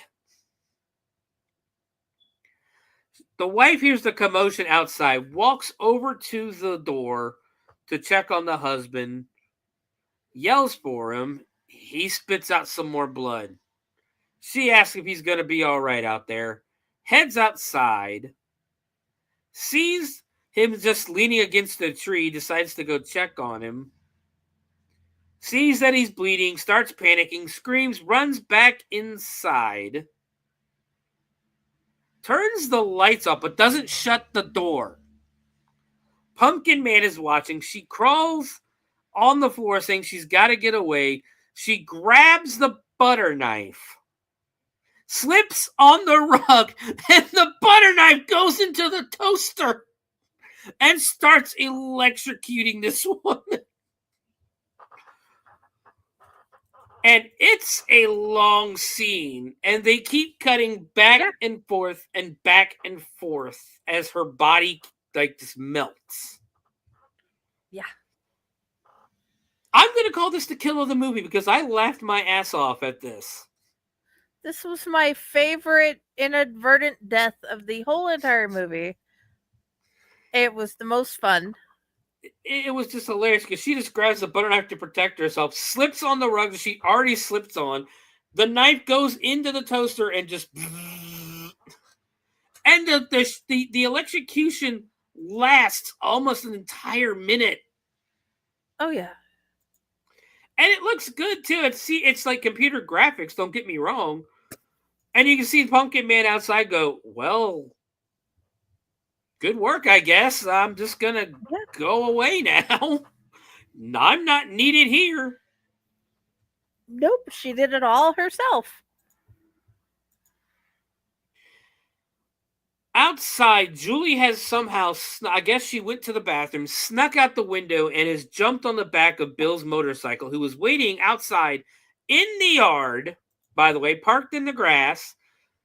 And apparently nobody saw him parked by the window because he comes out of the yard, and the mom just looks and goes, huh? You didn't see the dude parked in your fucking lawn?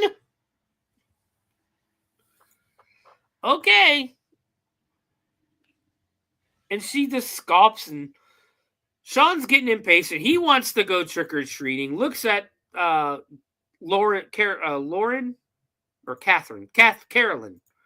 her watch, and goes, what's taking this bitch so long in the bathroom? Uh-huh. Carolyn goes, bangs on the door, realizes Julie's not in the bathroom, goes and looks outside, just in time to see Julie and Bill right away on the motorcycle. Turns around to a note on the door that says, beer run. She's pissed, opens the door. Sean scares her with his mask on, and they go it's time to go trick-or-treating. We cut back to Robbie and the girl again, and for some reason they're gonna, after getting yelled at, they're gonna go try out Mr. Watson's again. They decide better of it, because they see Mr. Watson's dead body laying outside, think it's a Halloween decoration, and Robbie goes, you know what, let's just go to the haunted garage. It'll probably be better than this anyways. We cut to Carolyn and Sean trick-or-treating, and they end up at the house of the guy from the beginning, who is dressed as the Phantom of the Opera. And this bothered me a little bit, because for the rest of the movie, every time this guy says a line, he follows it up with every time. So it's, I've been expecting you, Sean.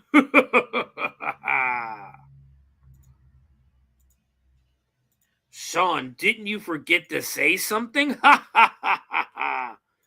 Like, dude, stop with the fucking laughing. It was the stereotype of the character that was made from random viewers. It just gets aggravating. Yeah. So we cut to the woods where Julie and Bill have now parked the bike, and they're making out on the back. And now Julie takes her jacket off and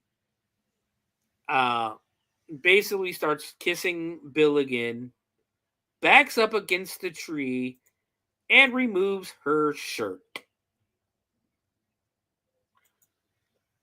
And it's funny because, again, the camera, as she's pulling the shirt down, the camera is right up on top of her.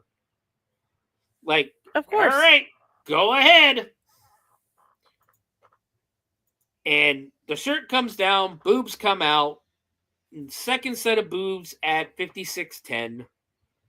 And she just sits there for a second, like going, ooh, look at me. She hears something in the woods and immediately puts the shirt back on and the jacket. And again, the camera gets really close for that close-up as the shirt goes back on. Yeah. And he's like, basically, Bill's like, hey, what are you doing? Why are you putting your shirt back on? She's like, I just heard something to somebody out here. He goes, well, that don't mean nothing, did it? She's like, no, that means I'm not taking my damn clothes off. We need to go now. He starts getting angry with her. He asks, what's the matter with you? And she slaps the shit out of him, and rightfully so. Yeah. He gets mad, says he's gonna go get beer. She can ride back on her. She can go get her own ride back, and leaves her in the middle of the woods by herself.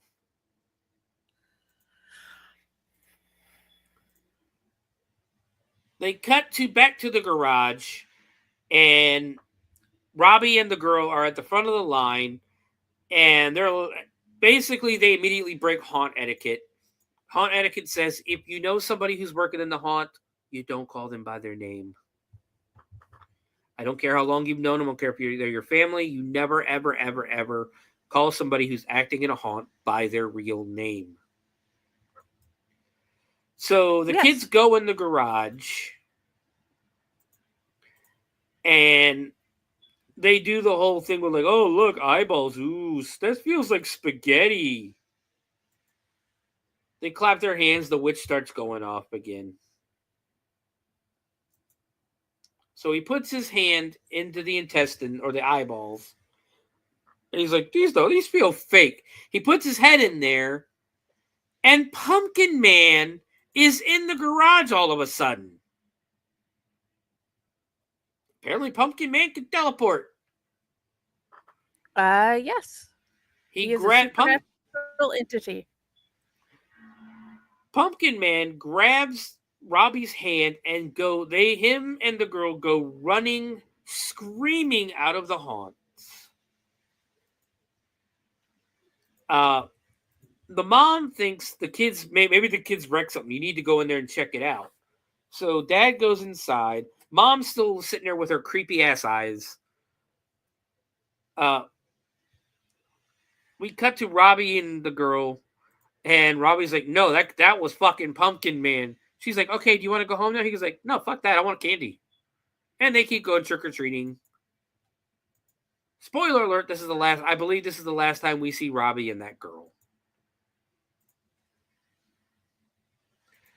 Cut inside to the garage. The dad's looking around, feeling all his stuff. Goes, well, no, everything feels all right. Sees a shadow of something, opens the curtain, sees a rake, pulls the rake, and a whole rack of stuff comes down. And apparently this is enough that the mom's like, oh no, now we have to shut down the spook house. Okay. Why? Just pick it up? Cut inside, and Pumpkin Man is now going through Sean's room, smashing pictures and cutting up the sheets. It was probably the paint. Yeah, but I mean, even that, you could put a towel or something over it. You really don't need to, especially if you're doing it for charity. Yeah. Cut it out. But so Sean's room is getting tore up. Cut back into the woods where Julie is walking around trying to find her way out because, her dickhead of a boyfriend left her. Then we randomly see a guy from the cable company who's just randomly working in the woods.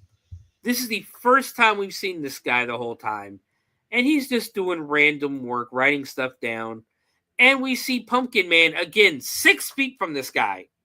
The guy could have just looked to his right and go, hey, nice costume. Would have made a lot more sense to him ignoring him. But go ahead, Jen.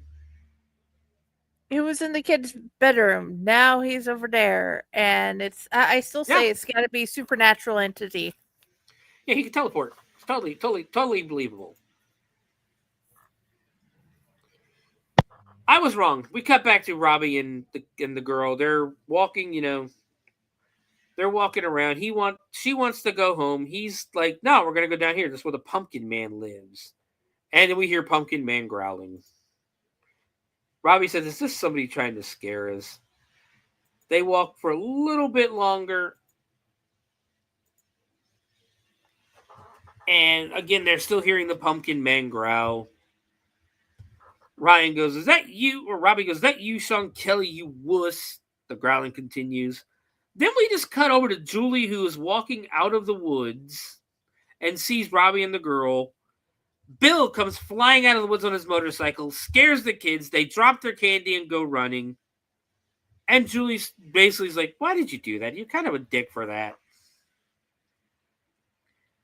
And he goes, come on, baby, it's Halloween. And apparently they've made up from the almost rape.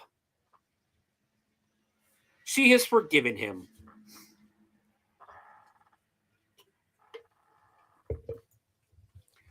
They make up. She's like, well, we got to get back to, let's get back to the Kellys. He's like, hold on, I got to check my throttle. She walks a few feet over and sits on the ground while he works on his bike. Cut back to the Kellys' house. The spook house is over. Everybody's out of costume. Why the fuck is Vivian still there? This chick is still there. With a glass of wine. The dad is getting a phone call from Robbie's mom saying that, they saw dead bodies, they saw monsters and all this stuff. He's like, oh, well, that's distressing. Oh, no, Sean's out trick-or-treating. Now, it's probably like 10 o'clock at night by this point. Yeah. after 8 o'clock, you weren't trick-or-treating in Virginia, at least. I don't know how it is most of the country. 8 o'clock, trick-or-treat's over.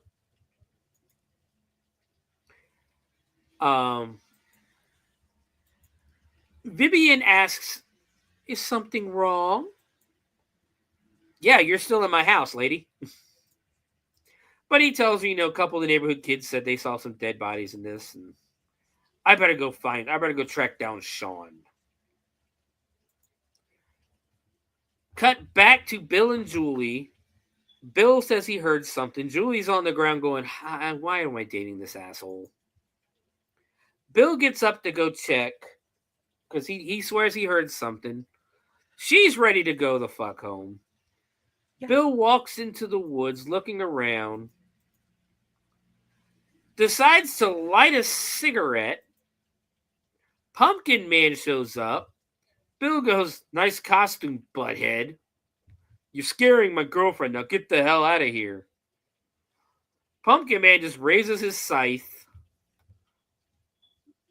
Julie turns around because she hears something. Bill tells him, I said, get the hell out of here.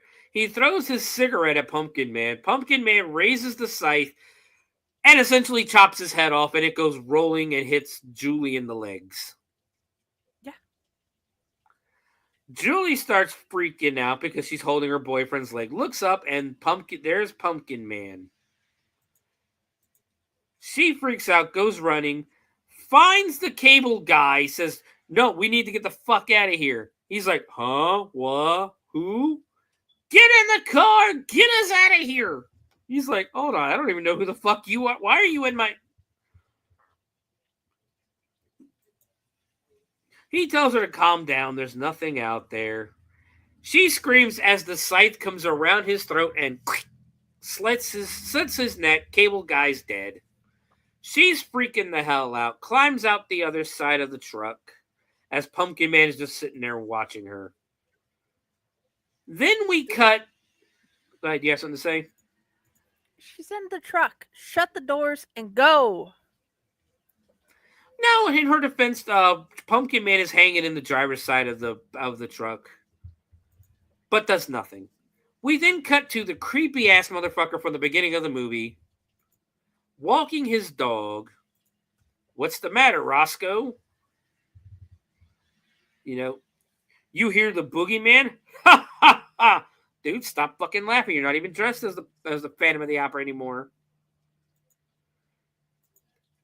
He looks up, and Sean's dad, is walking through his bushes.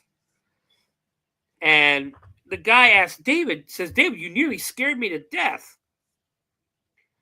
He tells me he couldn't find him out front, and some of the neighborhood kids said they saw monsters and dead bodies out here.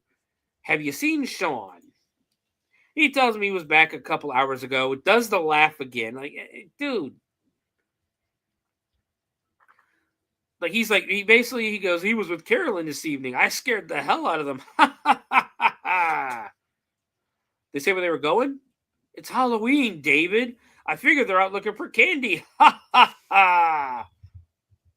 Like, dude, you're no fucking help. You're no fucking help. I still don't know who the fuck you are and why you were sitting with this kid in the middle of the woods at the beginning of the damn movie. Very true.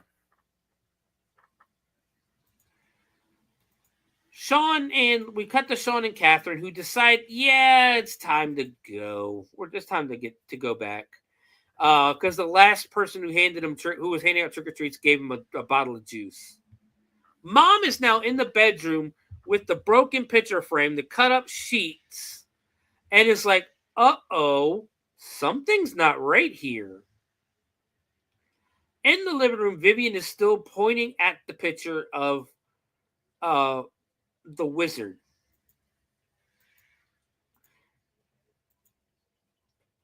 Now, there's a knock at the door. The mom goes and opens it, and it's the dad. Because dad should be knocking on the door of his own damn house, That was a trope of the 80s and 90s, though, is even if you lived there, you always rang the door and knocked on the door, rang the doorbell, Yeah. It never made sense to me as a kid. It doesn't make sense to me now. No, not at all. He tells the mom they can't find her. They can't find the kid. The mom turns back and looks at Viv, and Dad even gives Viv a dirty look and is like, all right, why are you still here? Mm-hmm. He doesn't say anything, but we cut back outside to Carolyn and Sean at a park. She's like, it's a long walk back. And Sean is like, oh, well, I know a shortcut through the park. They turn around and start walking through the park when all of a sudden Pumpkin Man shows up, takes a swing. Carolyn starts screaming. Sean runs. Carolyn is hiding in the playground as Sean goes running. And Carolyn is trying to fight off Pumpkin Man. Sean turns around to look for reasons. Pumpkin Man goes chasing after Carolyn, swinging the scythe, knocks her bitch ass out with the end of the scythe. She's out cold. Sean goes running. Pumpkin Man is chasing him. We're getting dramatic music, and a chase, and a whole big chase scene. Sean has not dropped his candy either, by the way. Sean sneaks out of the woods. Pumpkin Man is still behind him. Now Sean is all of a sudden at the Watson's house, looks around, decides to just go in the house. Pumpkin Man stops and looks. Sean ends up in the kitchen where he sees the fried corpse of Mrs. Watson. And again, this looks pretty cool. I'm not going to lie. For 90s graphics and 90s effects, this actually looks pretty cool. He's just staring at her, turns around, sees Pumpkin Man in the door of the house and goes, oh yeah, I'm running from somebody. But he just stands and stares as Pumpkin Man just stands in the doorway looking ominous. Dude, run. Get away from him. He's just going to try to stand there and look creepy. So apparently, Pumpkin Man cannot see Sean because all this little shit does is crawl between the couch and the night table where 100% Pumpkin Man could have seen him. And he's hiding there underneath the TV trays. Pumpkin Man walks in, walks around. You can even see the reflection of Pumpkin Man in the table. He walks by. Sean goes running, and Pumpkin Man stops and goes, "Hey!" and starts going back that way after Sean. Now, back in the garage or back at the Kelly's house, the parents are finally just now sitting down with Vivian, going, "And just who the fuck are you?" Like, guys, it's been 24 hours. But this woman just magically appears, goes, "Hey, do you mind if I help with the haunt?" He goes, "Oh, yeah, sure. Come on inside. We'll feed you dinner." What the hell? I agree. What is actually going on? So they're sitting down with Vivian, and the mom is going, "You know what's going on here. What the hell is happening?" And Vivian's just like, "No, I already told you. Walter Mackin cursed your family and mine when he raised his demon. Your ancestor, Arthur Kelly, thought he killed the monster, but he was wrong. You know, I've heard," and the mom was basically like, "I've heard enough of your fairy tales and spooky stories." The dad asks, "Where is our son?" And Vivian goes, "Oh, he's out there drawing the monster to him." What? And Vivian looks at the parents and goes, "Oh yeah, I let Sean be a decoy." The fuck? He's an 8-year-old child. And she's just like, "Oh yeah, no, don't worry about it. It's fine." My only question is this normal shit you do in Florida? Florida, maybe. Florida gets kind of crazy sometimes. The only reason that came up is I saw the license plate. Yes. So Vivian's telling the parents that the only way to find the monster is to use the kid as bait to flesh it out and destroy it. The dad is basically like, "Linda, this is," tells his wife, "this is pointless and insane." Vivian is like, "Why do you think I'm here?" "No, we want to know why. You've been here for 24 fucking hours. Who why are we just now finding out you're here for this?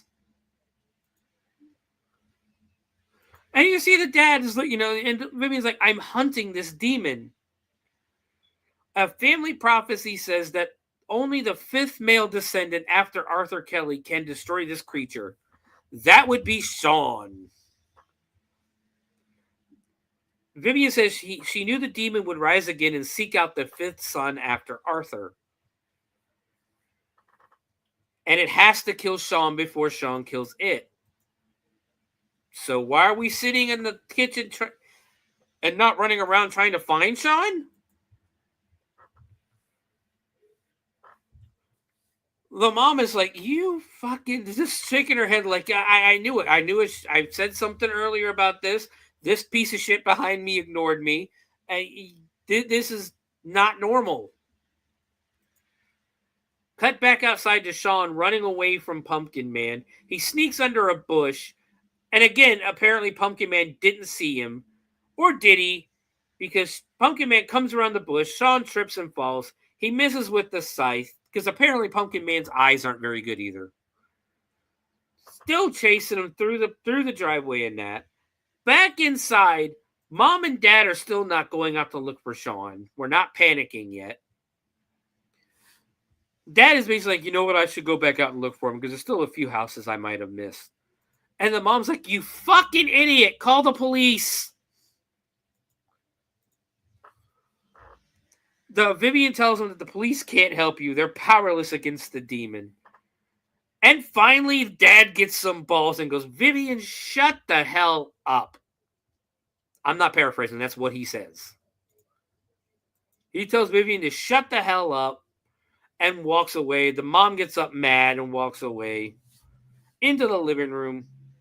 Vivian is following behind him. Sean is running, yelling help. They hear him. They panic, go to the door. Sean's like, fuck, the door's not opening. Starts banging on the door because Pumpkin Man is right there. Dad goes to try to open the door and the fucking door is stuck. He's trying to jam the door. Sean's banging on the door.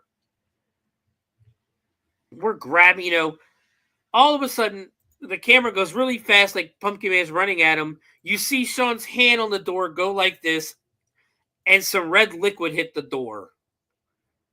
So immediately, you think Sean is dead. Sean is not dead. He hit the bottle of juice Sean got with trick-or-treating earlier.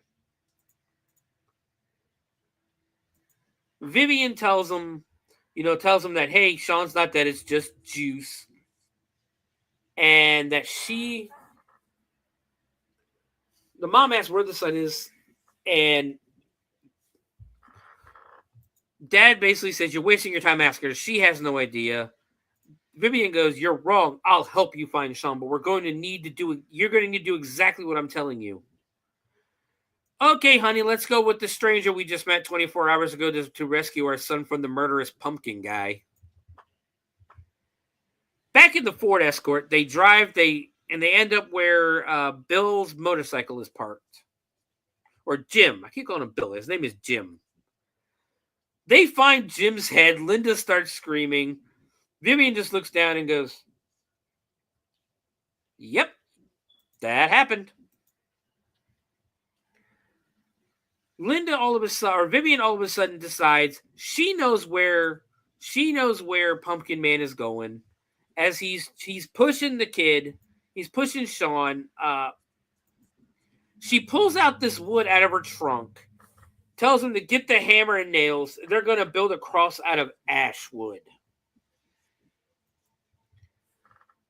If you had this shit in the back of your car, wouldn't you have already built it so we could just grab it and go? Why are we taking the precious little time we have to build a cross now? I would have already had it made. Like, I don't know, 5 of them. Yes. And they're literally leaning against the car going, banging on the... They're doing the whistle while we work as they're banging the nails into the cross. Meanwhile, Sean is getting thrown into a shallow grave. He's forced to lay down, and the Pumpkin Man is just taking dirt with the scythe and burying the kid alive. And meanwhile, we're back in the car going do-do-do-do-do-do-do-do. Taking our sweet-ass time building a cross. Yeah. They laid a cross on the ground, and the damn thing still isn't built. Vivian hammers the last few nails, and they go running. The kid is now. This is some terrible acting too, because the kid's in the grave going, "No, no, don't help!" as dirt is being thrown on him. Mm-hmm. We cut the shots of everyone running through the woods. Linda keeps tripping on shit. Vivian is taking her sweet ass time. She's not really running at all, but she's ahead of the parents. She walks into the clearing and sees the Pumpkin Man and approaches him. And I'll say this: the Pumpkin Man looks really cool with the fog effect behind him. It looks really awesome. She looks at him and shows him the picture of her grandfather. And she says, "I'm the last one of the ones who brought you into this world. Now go back to hell." The Pumpkin Man just looks up and goes, "Yeah, nah." They can't find Vivian. She yells, "Over here," but when she turns to yell "over here" to the parents, Pumpkin Man swings the scythe and stabs her in the stomach, lifting her in the air and throwing her. And again, effects look cool. It looks great. It's obviously a dummy on the end of the scythe, but it still looks really good. He drops her to the ground, turns back, and goes, "Oh yeah, I'm burying a child over here."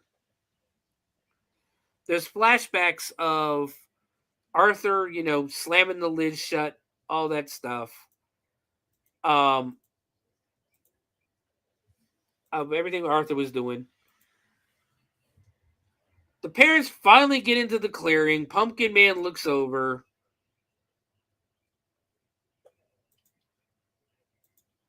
Or he's having flashbacks of Arthur pushing the cross through the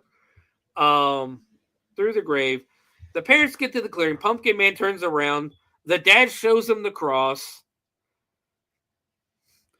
Pumpkin Man's like, "Fuck that cross." Hits him in the face with the with the scythe. Starts stalking over to Dad and Mom, who are on the ground. All of a sudden, you see Sean's hands coming from out of the dirt. He crawls out of the grave, looks over, yells to leave his mom and dad alone. Pumpkin Man turns around and goes, "The fuck? Why are you out of the grave?" Sean sees the cross, picks it up, turns it upside down,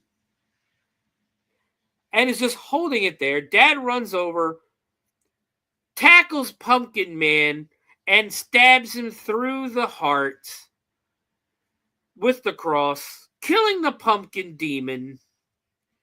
And you have this really long, drawn-out death for the pumpkin demon, who finally explodes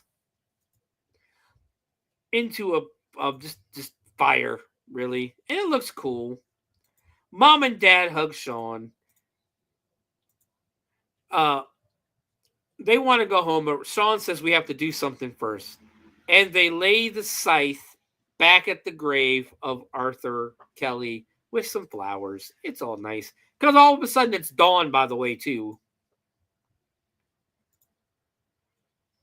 They all start walking back. We see Julie, who has been hiding underneath the road for the entire night. She sneaks out. She's looking around, still not knowing where the hell Pumpkin Man went to. She doesn't walk very far, and she's at the park where, I guess it's a flash. It flashes over. She's apparently been walking for a while. She finds her sister, who is just now waking up from being knocked the fuck out by Pumpkin Man. In the middle of the park, that was a shortcut, right? This long-ass walk, they just walk. Here's the thing. It was supposed to be this long-ass walk back to the house. You look to the left, there's the park, 6 feet away. They walk over to the park. That's where, her and Sean meet Pumpkin Man, because it's supposed to be the shortcut back to the house. Do you know how short of a shortcut this was? Fucking house is right beside the park. How long of a walk was it? But that is a good question because it's like what you see and what is what they're saying. What the hell? yeah. So Carolyn starts freaking out because she's lost Sean. They walk out of the park and see Sean and his family walking. She runs over and hugs Sean. Julie is standing smiling. Everybody's smiling, walking arm in arm. They decide to go get some pancakes. Dad is buying. Pan to the right where we see the head of Pumpkin Man. The light flickers back on. Roll credits. That is Jacko. So we're going to do this really quick because we've been running really long tonight. We've already talked about... I noticed. Yeah, very long. We've already talked about the trivia where they filmed John Carradine's scenes 8 years earlier.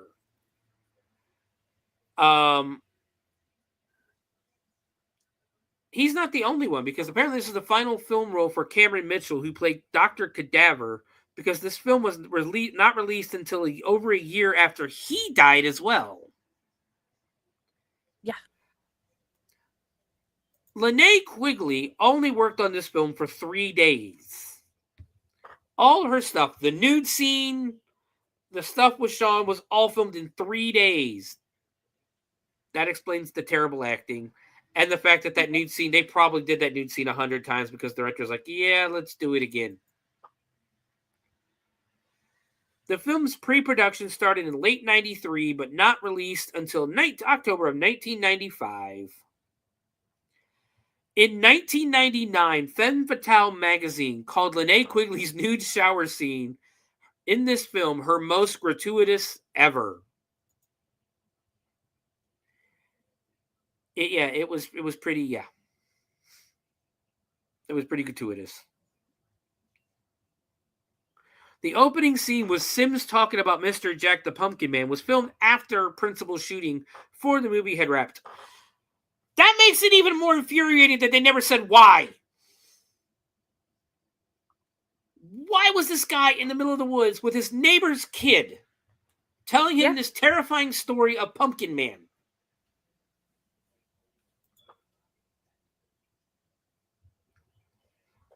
Apparently, the Watson couple was based on an actual conservative couple that director Steve Latshaw knew growing up as a kid.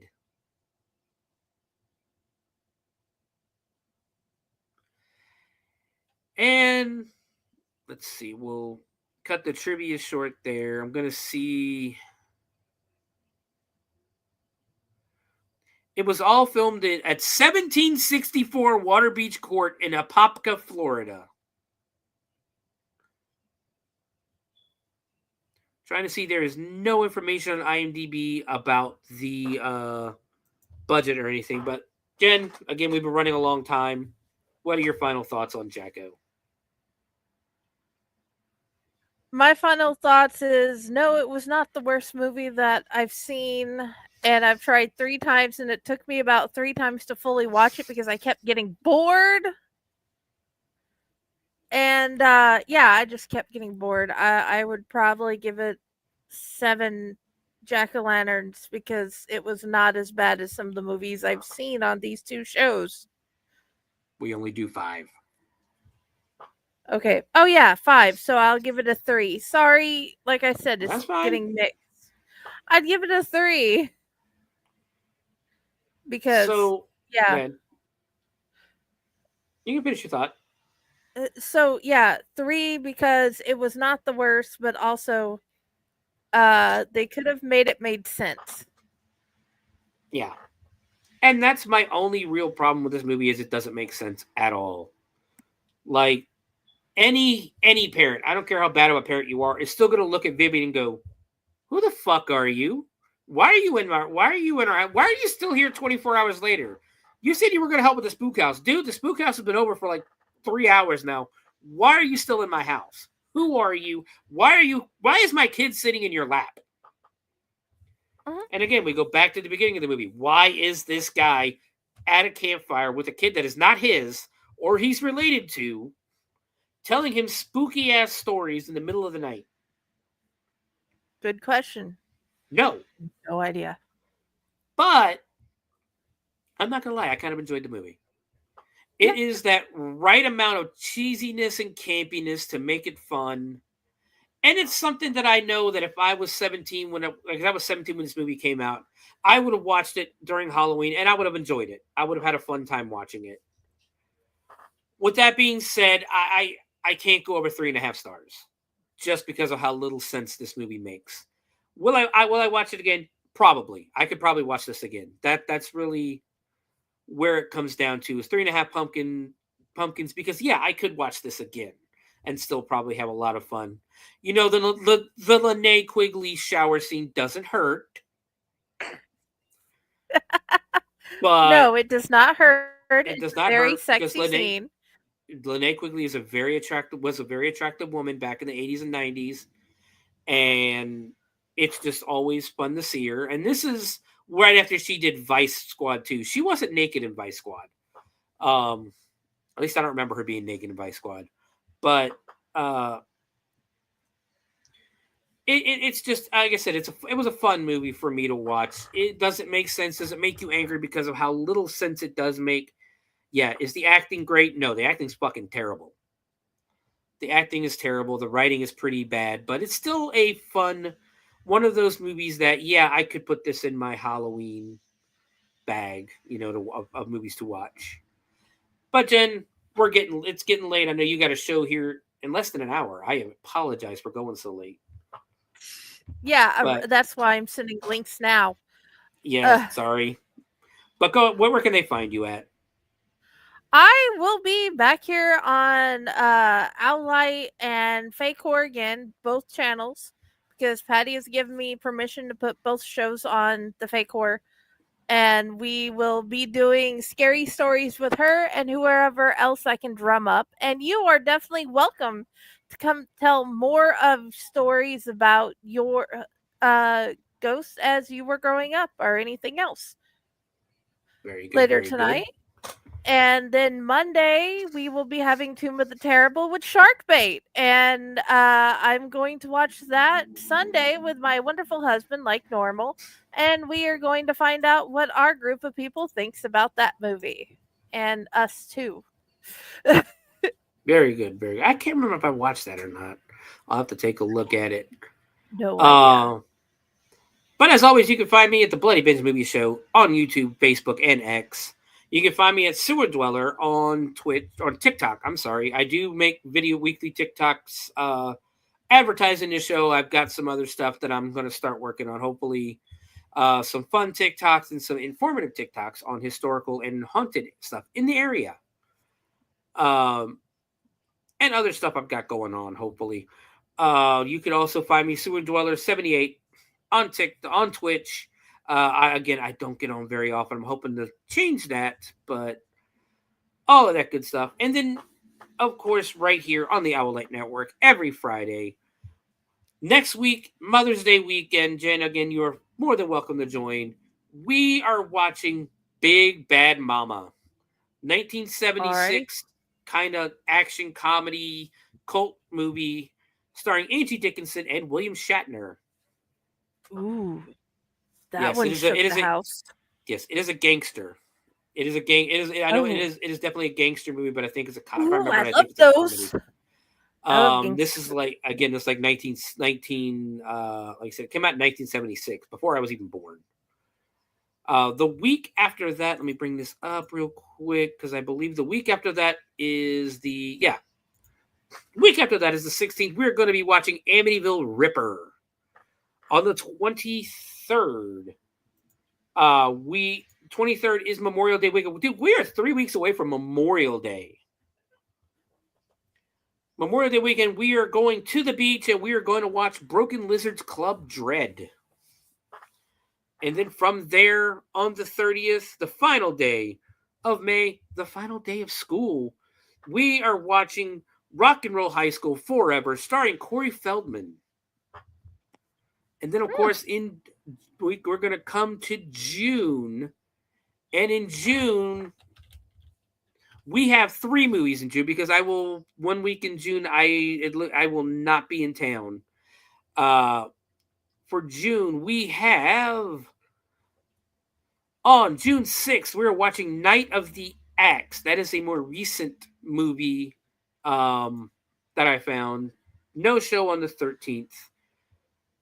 On June 20th, we are watching Death Racers starring the Insane Clown Posse and WWE, WCW, ECW champion Raven. And then finally, on the 27th of June, we are watching Death Screams. I'm going to be working on July movies pretty soon. But from there, we're going to go ahead and call that a wrap. Because, again, it's late. Jen has to be back on here in like 40 minutes. I wish I would have realized it was taking this long. All right, where are my media assets? They're hiding. They are, honestly. But guys, be good to each other and keep watching horror. And keep reading horror, because we are putting out some for you to read too. Good night, everybody. Bye.